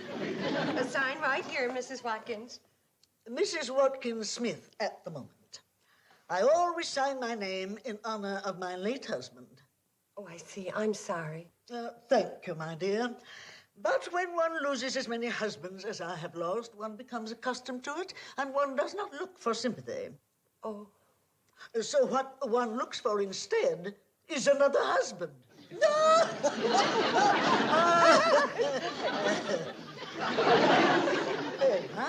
Mrs. Clara Watkins Smith. Before that, I was Mrs. Clara Watkins Carter, and then before that, I was Mrs. Clara Watkins Hanover. And once I married a distant cousin, and I was Mrs. Clara Watkins.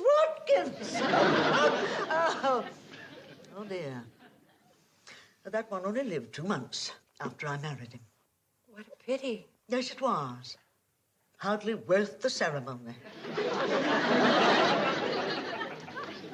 Yes, well, I've given you a dandy room. Our very best, right in the front of the hotel, Mrs. Watkins. Oh, just Watkins will do. And give Sonny here a room not too far from me. Oh, number 10. That's bright and cheery. Got 2 windows in it. Sonny needs a tranquil atmosphere where he can reflect upon himself and his future. This naughty boy has just been expelled from his 6th college. It's too bad. They say he's wild and uncontrollable. I'm sure it's true, but he certainly never acts that way when he's around me. Do you, Sonny? No, Mummy. Here's your suitcases, folks. This here's the best-looking batch of alligator luggage we've ever carried on the cannonball. If them alligators had known it was going to look this good, they'd have walked out of the river right into the factory all by themselves. Thank you, boys. Girls, will you show the folks to their rooms? Sure, Mom. This way, please.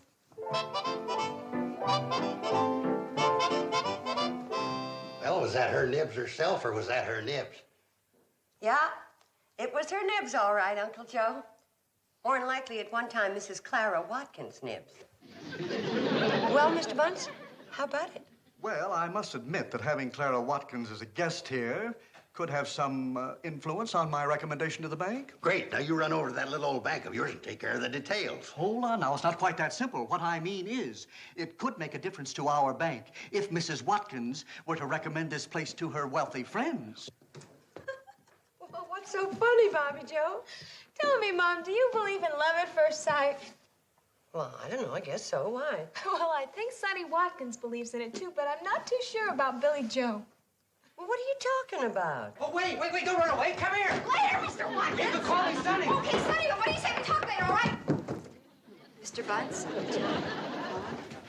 How are you? Nice place you have here. Sonny's cute, isn't he? Cute? Would you think so if he was annoying you? Please, Mom, don't even think of it. I can't run as fast as Billy Joe.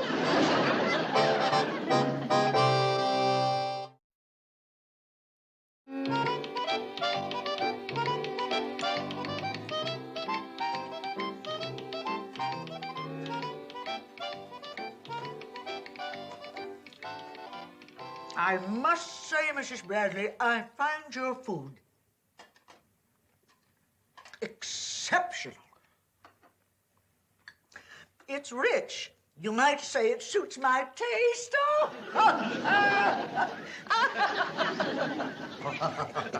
Oh, I'm real glad you like it, Mrs. Watkins. Real glad.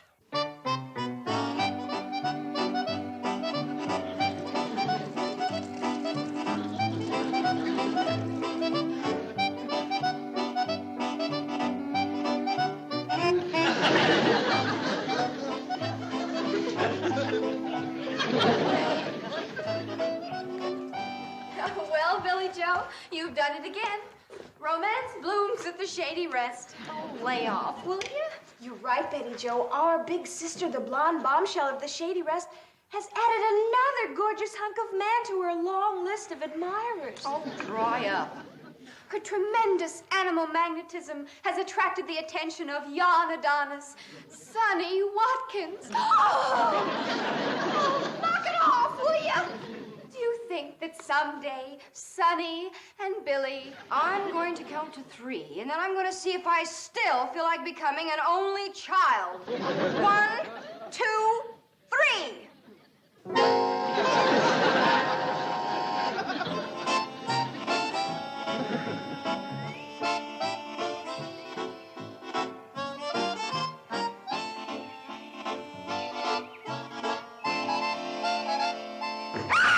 Hi, Billy Joe.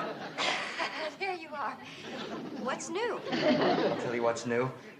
I dig you. You're wild, baby. Wild. You're so right. That's what I am. Wild. Wild, wild, wild, wild. Here I go again. Wild old Hey, wait up, will ya? Good boy. Exercise will do wonders for you.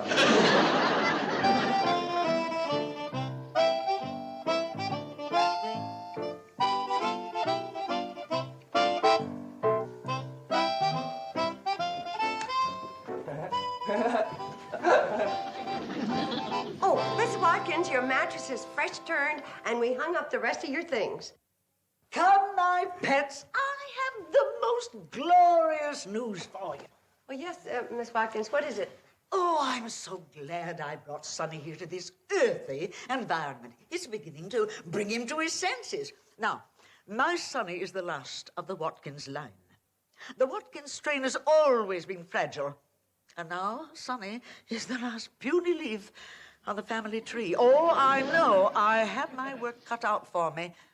I have got to work to build him in body, mind, and spirit, to perpetuate the Watkins lineage, so that eventually he can assume the leadership of the Watkins dynasty, after I've relinquished it, of course. I hope and trust that won't be for a long time, Mrs. Watkins. You can hope and trust and bet your municipal bonds it'll be a long time. Now for the thrilling news. My Sonny has fallen in love with your Billy Joe. Begging your pardon, Mrs. Watkins, but that doesn't startle us when a young man falls for Billy Joe. Yeah, she averages about 1 a week. 2 in the summer when school's out. But she has never had a Watkins fall in love with her. No, I can't say that she has. Now, my dear, you're coming to your senses. Miss Watkins, Sonny is a very nice boy, but... Mrs. Bradley, your daughter Billy Joe has the bone structure and the figure of a peasant. Now, just a minute. Oh, it's a lovely figure, my dear. Strong, durable, and incredibly healthy. Oh, she is the perfect creature to rebuild the Watkins family tree. Why, she could produce a flock of Watkins children with thicker bones and thicker blood and substantial bodies to match substantial minds, to handle the real substance of life. Money. Yeah, well, Miss Watkins, we are going to have to settle something right here and now. Oh, no, my dear. Settlements come after the wedding, not before. No, Mrs. Watkins, they come now. You see, I know my daughter, Billy Joe, and how she acts around boys. And I know what she thinks about Sonny. Oh, they could be friends, good friends. But I'm sure that marriage is out of the question. Mrs. Bradley, no one, but no one, rejects a Watkins in business or marriage and retains a relationship with us. Sonny and I are checking out of this antisocial, anti-financial, penny-ante environment immediately. But we... Well, Uncle Joe, what next? I'll tell you what next. I'm going to sneak Miss Watkins and Sonny out of the room. I'm going to check them out real quiet, and then I'm going to tell Mr. Bunce that they left raving about the place. I don't think you'll get away with it. Neither do I. Oh, wait, Mr. Bunce. Can't you take a joke? Wait, I was only joking, old buddy. Keith, you know there ain't really nothing wrong with marrying for money, especially if it's a difference between saving a hotel. Uncle Joe, what are you saying? Well, what I'm saying is that love and money go hand in hand, especially if you need it. Well, even to save the hotel, how could you think of Billy Joe marrying that boy? I ain't talking about that sweet child marrying that creepy kid. What I'm talking about is sweet old me marrying his creepy mother.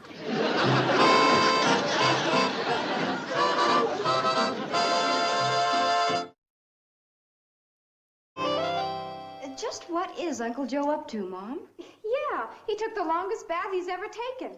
He's wearing his best clothes and smells like he drenched himself with a gallon of lilac Vegetal. Uncle Joe isn't really serious about romancing Mrs. Watkins, is he, Mom? He better not be. If Uncle Joe married Mrs. Watkins, it'd sure cut down on his life expectancy. Oh, Joseph, you're cute. Well, having you visit with us makes me feel cute. When you're all dressed up, you're quite the figure of a man, Joseph. Well, thanks, Clara. I might say the same for you. I mean, quite the figure of a woman, that is. Oh, you romantic rascal. You're the type that can turn a girl's head. That's another great thing about you, Clara. Your youthful attitude. Oh, one is as young as one feels. I feel as young as the day I graduated from high school. In fact, I even have the same measurements. 48, 48, 48. Tremendous, Clara. That's tremendous. Like money in the bank.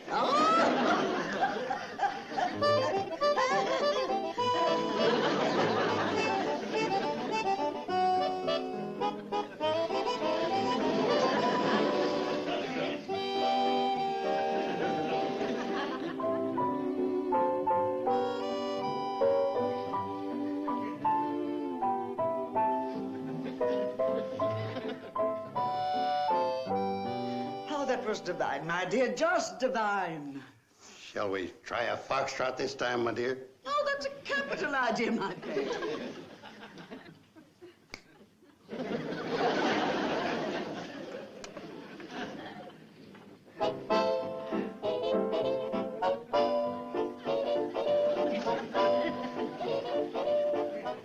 Mom, have you heard? Did Uncle Joe tell you? What is it? What about Uncle Joe?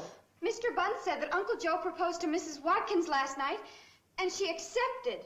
Oh, what? Oh, that man, that noble, foolish, overaged flirt.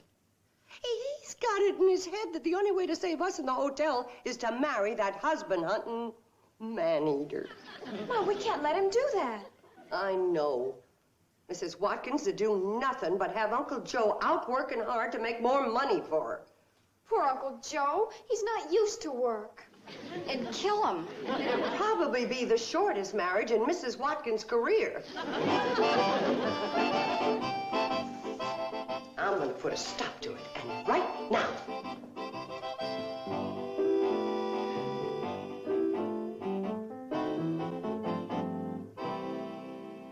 Uncle Joe, you are not going to marry that woman. What do you think of this tie, Kate? Okay for a wedding?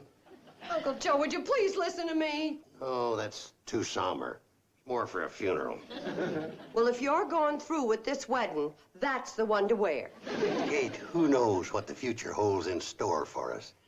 'Tis a far, far better thing I do now than I've ever done before. You stop reciting lines from old Ronald Colman movies and come to your senses. I think I'll wear this one. Not that one, you won't. Or any other, if I can help it.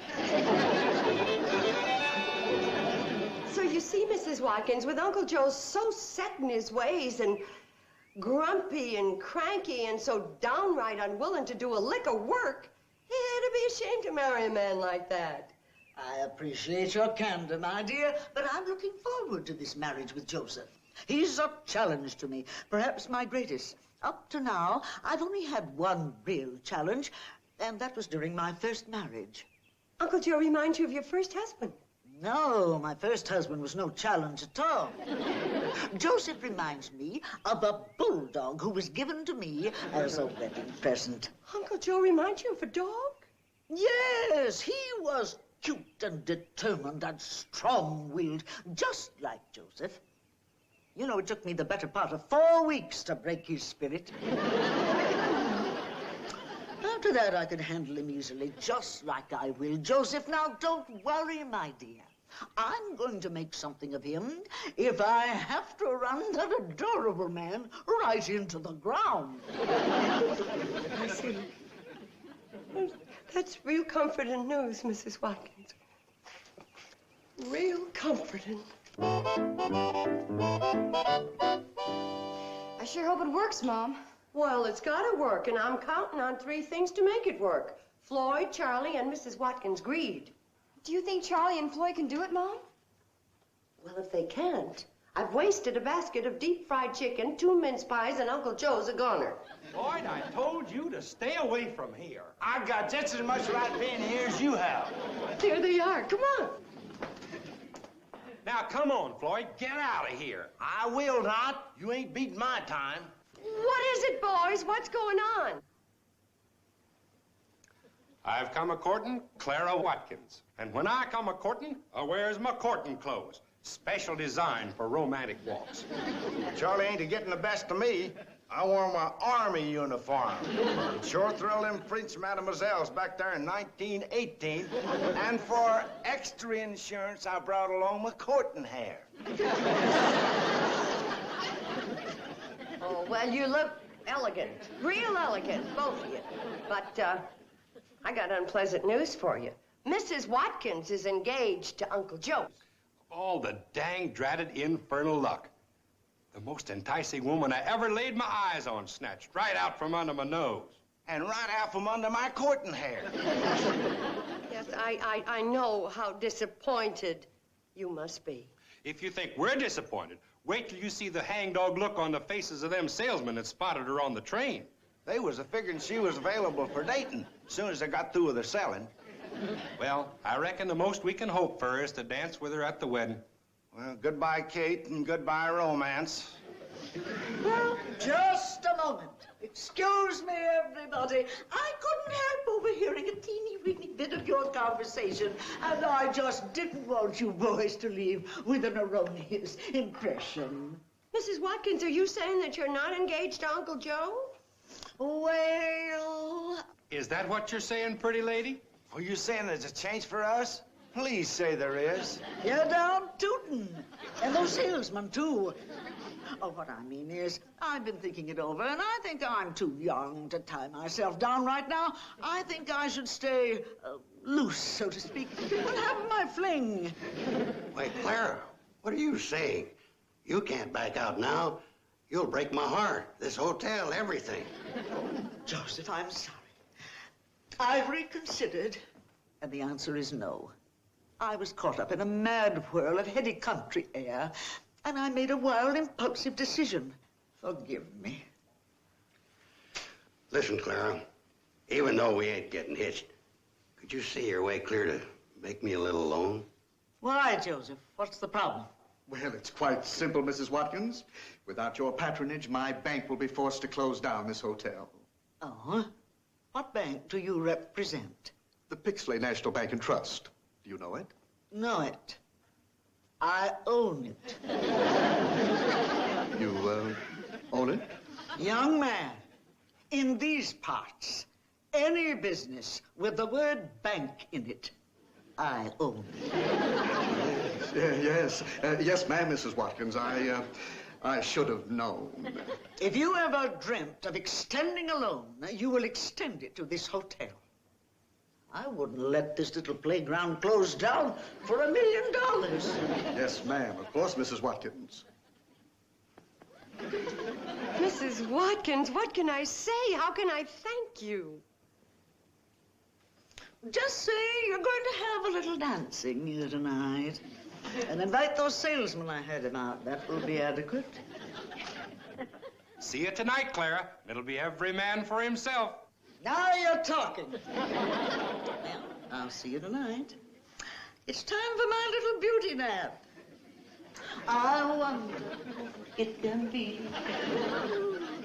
Well, girls, we just saw Mom solve one mighty big problem with one dandy little idea. She's really something. But tell me, Billy Joe, what are you going to do about your big, hot, sizzling romance with Sonny? You're going to need an awful big idea to solve that one. Didn't I tell you? I solved it. Sonny! There she is. Oh, your sister explained that you're more my type, and I agree.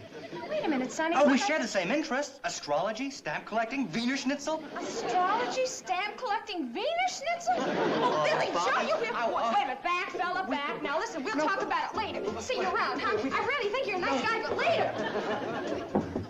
Oh, for crying out loud, where are you going? To get my track shoes.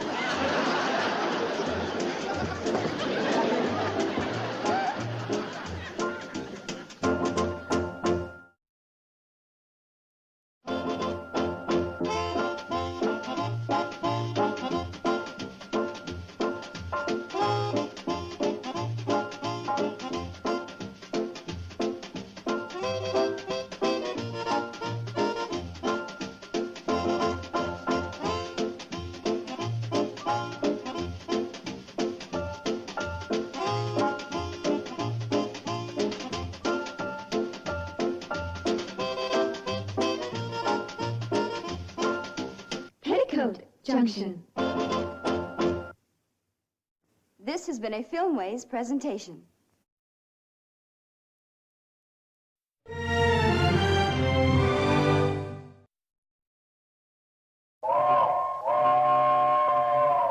Come ride the little train that is rolling down the tracks to the junction.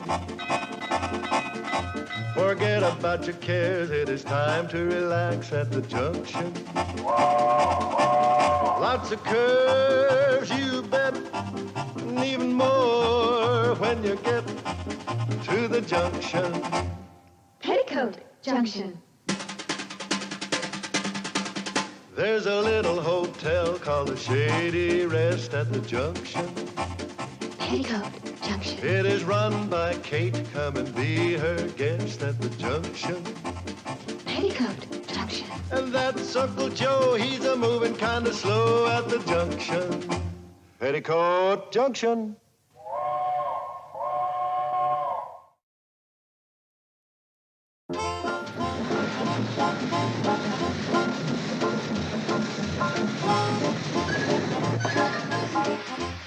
What's the rush? Oh, I gotta beat my sisters up to the hotel. I want to see the look on Mom's face when she gets a load of Billy Joe's new dress. Yeah, that ought to be right entertaining. That's what I figured. So long. Bye, hon. Hey, Betty Joe, don't forget the mail. Thanks, Floyd.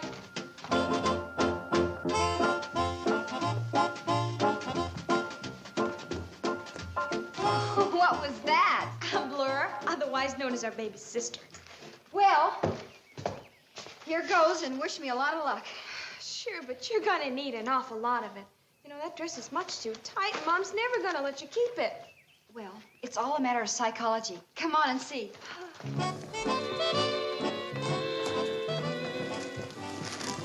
Mom, will you take a look at this dress? Don't you think I ought to take it back and get a size smaller? I don't think so. But, Mom, it hangs on me like a burlap sack. I don't think so. Well, all right, if you say so. I'll keep it. No, you won't. You'll take it back and exchange it for one 2 sizes larger. Mom! You'll do as I say, or you won't keep it at all. Gee, Mom. All right, get one size larger. Mom, thank you. You know, I had this planned so cleverly. Something went wrong. Well, next time, make sure you don't use the same psychology tricks I used when I was your age. I knew you'd do it, Mom. I just didn't know how. I say, jolly good show, smashing. Well, have to get cracking. Ta-ta. Anything for me, Uncle Joe? No, couple here for some fella named Shady Rest Hotel. Wouldn't it be easier if you opened it up and read it? I'll bet you a nickel this one's a bill. The odds are too much in your favor.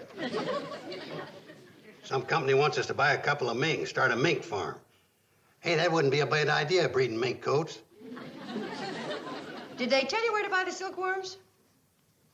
Silkworms? So we can breed linens for the coat. I'm taking them wisecracking pills again, huh? Here's one for you, marked personal. Oh.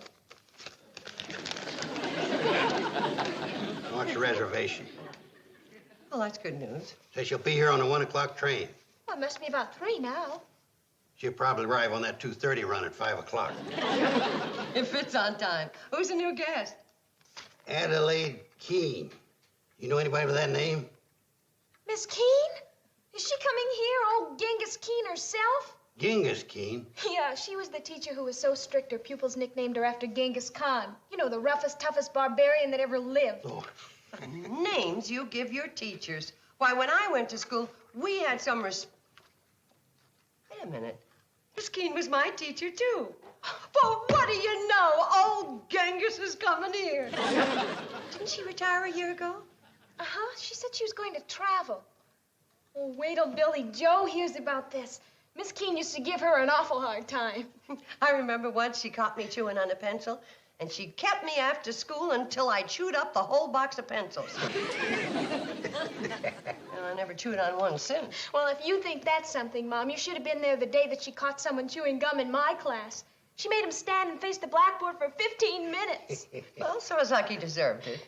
Mom, this was another teacher. Well, she was pretty strict, all right. But she was the best teacher that Hooterville ever had. She sure was. Remember the big testimonial dinner they gave for her retirement? Oh, that was a big event. What'd they present her with? Gold whip?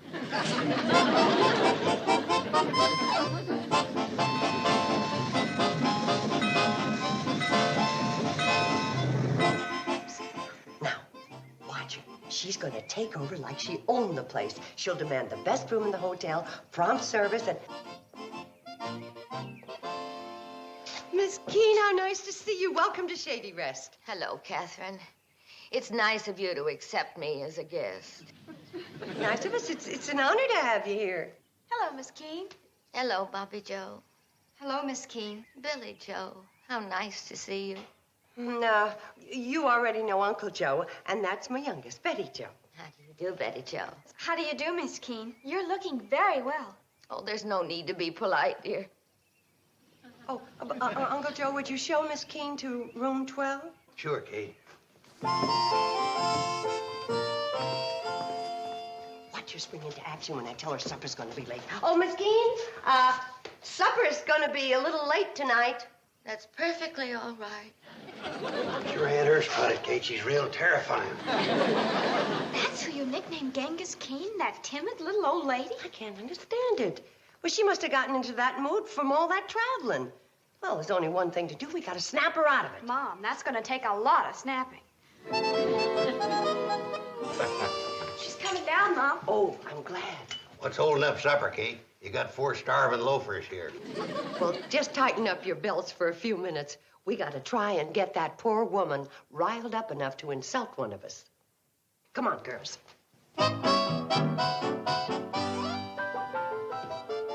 Are you ready for supper, Miss Keene? Oh, yes, but I don't seem to have much of an appetite these days. Oh. Well, have you ever tried chewing on a pencil like this, Miss Keene? Well, if you think it would help. Those pills I've been taking don't seem to be doing me any good. How do you like my new dress, Miss Keene? It's very pretty, dear. It's a nice color, too.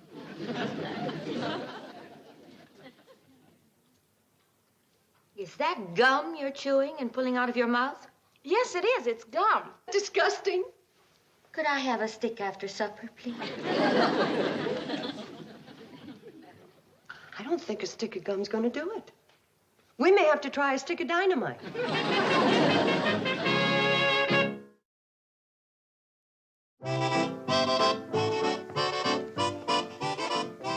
Did Miss Keene get her glass of warm milk, dear? Yes, but she didn't drink it. She got too involved in helping Betty Joe with her homework.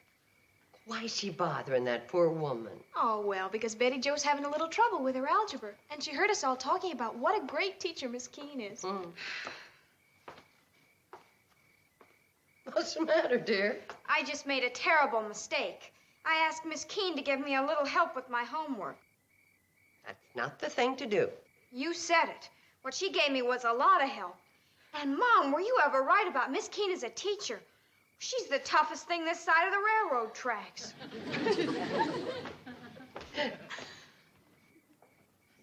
Bobby Joe, you go up to Miss Keene and ask her for help on your homework, too.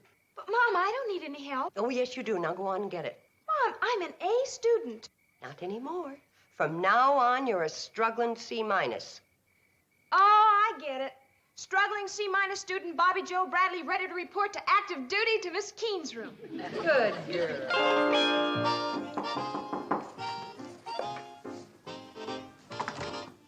Well, hi, Mom. Billy, come on in, please. Back to your work, Betty Joe. Yes, ma'am. Yes, Catherine, what is it? Oh, I just wondered if you knew it was getting late. Thank you for the information. Anything else? Don't you want some sleep? No. I do. Catherine, you're disrupting us. Can't you see that? Now, unless you're prepared to take charge of these sadly neglected studies, please leave. Yes, ma'am, Miss Keene. Gladly. Gladly. Mom, are you going to let Miss Keene insult you that way? Well, until she finds another way, that way is going to do just fine. Just fine. Good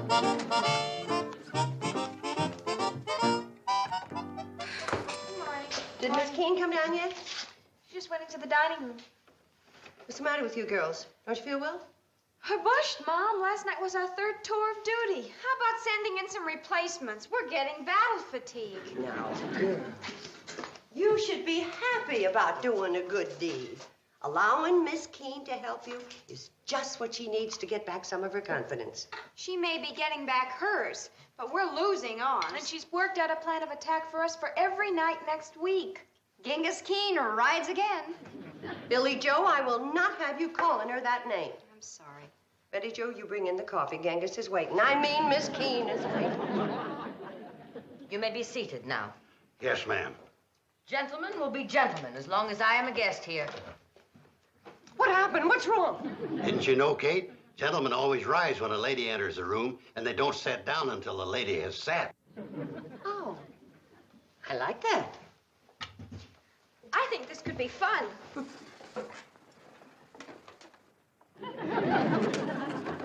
Now, Betty Joe, stop that.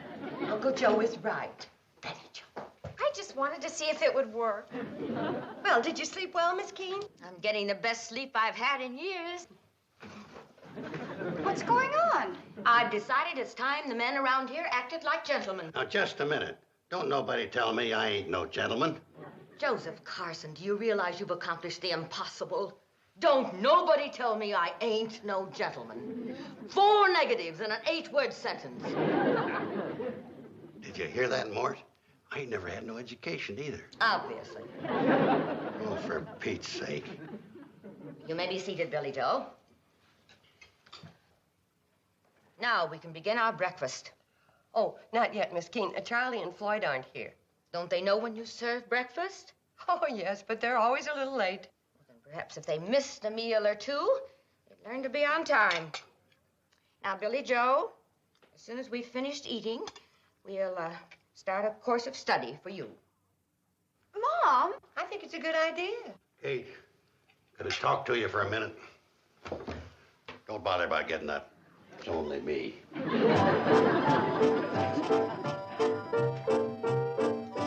What's the matter, Uncle Joe? That visiting demon from the world of books and rules. That's what's the matter. You gotta get rid of her, Kate. She's ruining everything around here. Uncle Joe, I know she has been hard on the family. It ain't just the family. She's ruining all the business we got. Uncle Joe, aren't you jumping to conclusions again? Yeah? Well, how's this for conclusion jumping? This morning she ran off 2 salesmen before they had time to check in. Well, maybe they weren't even going to... Hey, I came here to loaf, not to be lectured. I'm checking out. What happened? Seems like I shouldn't have come to the table without being clean-shaven. Oh. Also, I did the unforgivable. I split an infinitive and dangled a participle. When she leaves, I'll be back. Are you satisfied? Well, Uncle Joe, if I tell her she's been carrying her authority too far, it'll break her heart. Well, if you don't, it'll break our measly bank balance. I guess you're right. I'll fix her a nice supper tonight, and then I'll try and find a way of telling her that she has to leave first thing in the morning. Good girl, Kate. And give it to her straight. Really get it across. Don't act like you're afraid of her. Where are you going? Upstairs to shave.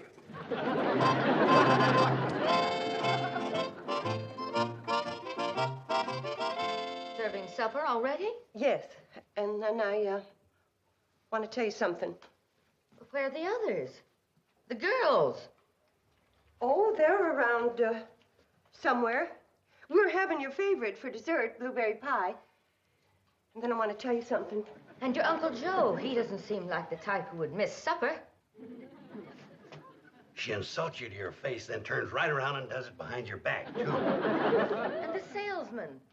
And Charles and Floyd, where are they? They're around. Now, I want to tell you something. Oh, I might have known. It's the same old story all over again. Everywhere I go, I drive people from me. Oh, Catherine, I'm going to be leaving in the morning. And then you can get your lovely daughters and your wonderful friends back again. Now, that makes it easier for Kate. She's saying what Mom would have found it hard to say. This is a cinch. Miss Keene, I never heard such nonsense in all my life. Why, the reason nobody is here is because, well, the girls are up in their room having a picnic supper. No aunts, you know. And Uncle Joe and the boys, they have a running game of pinochle. They play on the cannonball, going from Hooterville to Pixley. And the salesmen, they come and go. You know how they are. You mean I really haven't scared them all? You scare people off? Oh, that's amusing. Sometimes when it comes to handling a situation, your mother is pathetic. You not only brought honor to the Shady Rest by your mere presence, but culture and discipline. Bankruptcy and disaster. Your words are very reassuring. Well, I'm glad. You may serve when ready.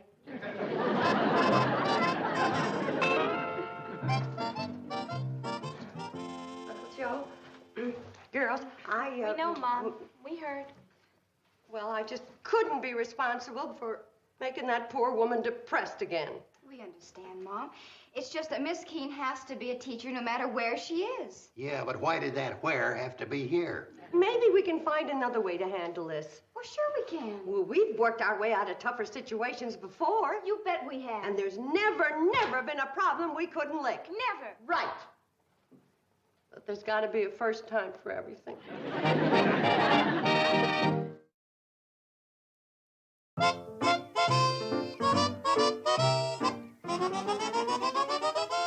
Sam, this is the best spot in town for this project. Well, you know what they say, Kate. Stand in front of Sam Brucker's store for 24 hours and you'll meet every citizen in Hooterville. Here comes Fred Ziffel. Oh, girls, get ready. You going after the likes of him? A dropout's a dropout. Well, free refreshments, huh? Where are they? Well, I have to ask you a few questions first, Fred. Do you believe in education? Yep. Congratulations, you did it. You won. I did? Yeah. Well, Sam, how about that? I won myself free refreshments. Oh, just a minute. You did finish grade school, didn't you? Well, almost. How far'd you go? 4th grade. Oh, what a shame. Oh, that's a shame. Well, Betty, you better cross out refreshments. Well, now, hold on now. Let's talk a little more now. Maybe I can win them back. Oh, all right. Did you know that statistics show that the more education a person's got, the more successful he's bound to be? Well, you're doggone right I do. If them loafers down at the pool hall had as much education as me, they might be pig farmers, too. And if you had more, you'd be a better pig farmer. And wouldn't it make you proud to be able to tell folks that you'd gone as far as the 5th grade? Oh, yeah, that would be nice, wouldn't it? All you have to do is come to school one night a week. That's when we serve the refreshments. And you read about the president saying he wanted every American to get as much education as he possibly could, didn't you? Do you consider yourself a good American? Well, I'll fight the first man that says I ain't. Be at the railroad crossing nearest your house Monday night at 8:15. And sign right there. Oh, that's all I got to do, huh? All right. Now, I'll sure be there. Well, I'll see you all there. Oh, I almost forgot what to come after. Sam, give me a jar of that bubble bath. Our first drop-in. Hi, Billy Joe. What you doing? Well, hi, Harold. He left high school after his first year. It's sure nice to see you. Where have you been keeping yourself? I've been around. You have, huh? Then I guess it's me that hasn't been, since the only time I'm free is Monday nights. Yeah? Then how about a date for this Monday night? Oh, I'd love to. Oh, dear. That's the night I have to help Mom with her new educational program for dropouts. Well, I'm a dropout. Maybe some other time, Harold. Bye. He's hooked. Mrs. Bradley, I'd like to join your program for dropouts. Oh, Harold, you are the tricky one, aren't you? You have to get up pretty early to outsmart me. I'll see you Monday night, Billy Joe. If it wasn't for his own good, I'd disapprove of that method, Billy Joe. Mom, we need more pupils. Well, so long, Fred. Have fun in school. Bye, Fred. See you Monday night. Bye-bye. You know, Sam, offering the use of your property was very nice of you. Ah, it's a pleasure, Kate. Sorry I can't do more. Oh, you can? Well, you just name it, and I'll do it. Well, as I recall, you dropped out of school in the 7th grade. Yeah. Oh, now, wait a minute, Kate. I'm a self-educated man. Got it. Sam Drucker, 8th grade. Oh, this is ridiculous. I'm mayor of Hooterville and the editor of the newspaper. and- Great, Sam. I got a hunch you're going to be teacher's pet.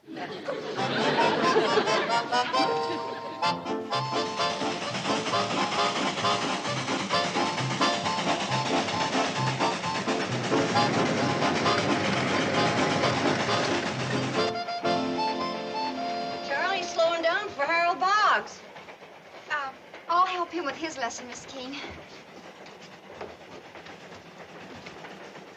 I never felt so stupid in all my life. Do you think she'll give us homework? Knock it off, will you, fellas? Samuel, Joseph, Lloyd, I will not tolerate any whispering. Now read your lessons. I'm going to ask questions later.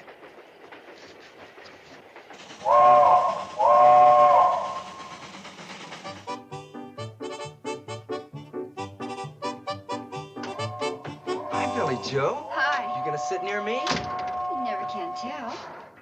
Harold, sit right there. That's Genghis Keene. She's the reason I left school in the first place. She's changed, you'll see. Harold Boggs, take your seat.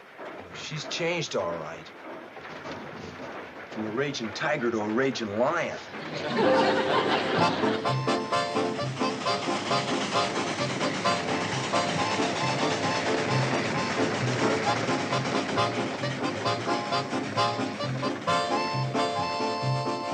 Fred, you can't bring your pig to school. Well, if Mary can bring her little lamb, I can bring my little pig. Come on in, Ruthie, and see for yourself. Hello, Ruthie. I didn't believe him. I thought he was meeting another woman here. I got a terrible jealous nature, Kate. Well, now that you're here, how about continuing your education? I don't mind if I do, then I can be near my man. Sure, I'll have Miss Keene fix your lesson. How far'd you go in school? Oh, I finished my 3rd year. In high school? Nope. Grade school. When I drop out, I don't fool around.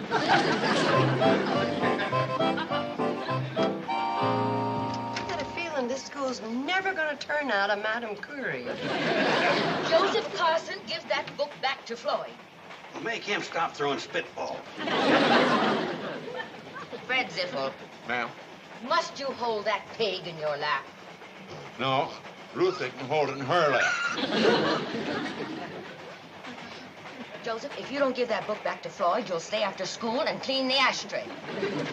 When's recess? Miss Keene, what happens if I don't show up next Monday? You'll bring a note from your father. What happens if I don't show up? You bring a note from your son. Now, class, open your books to page 10. We will begin with paragraph 1. Now, who can tell us what are the basic components of a sentence?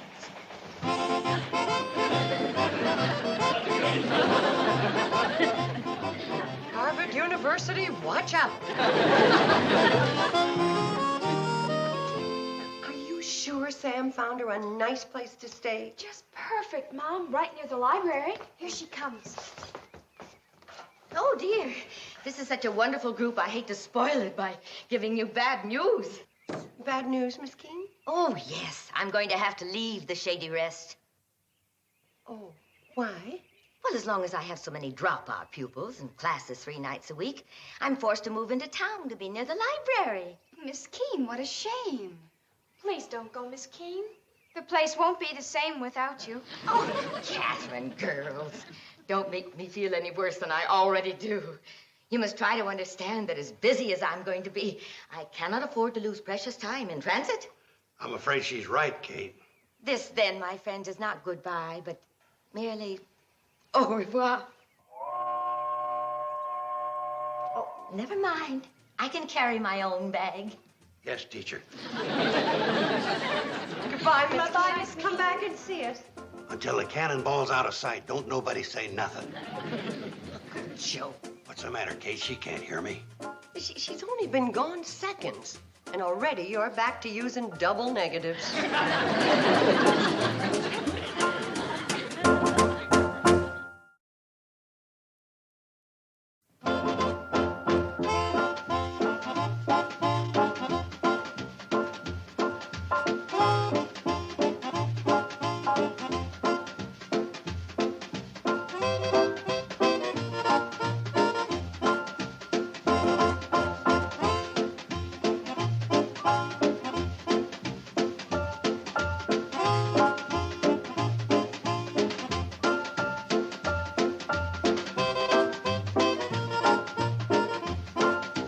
Peoticoat Junction.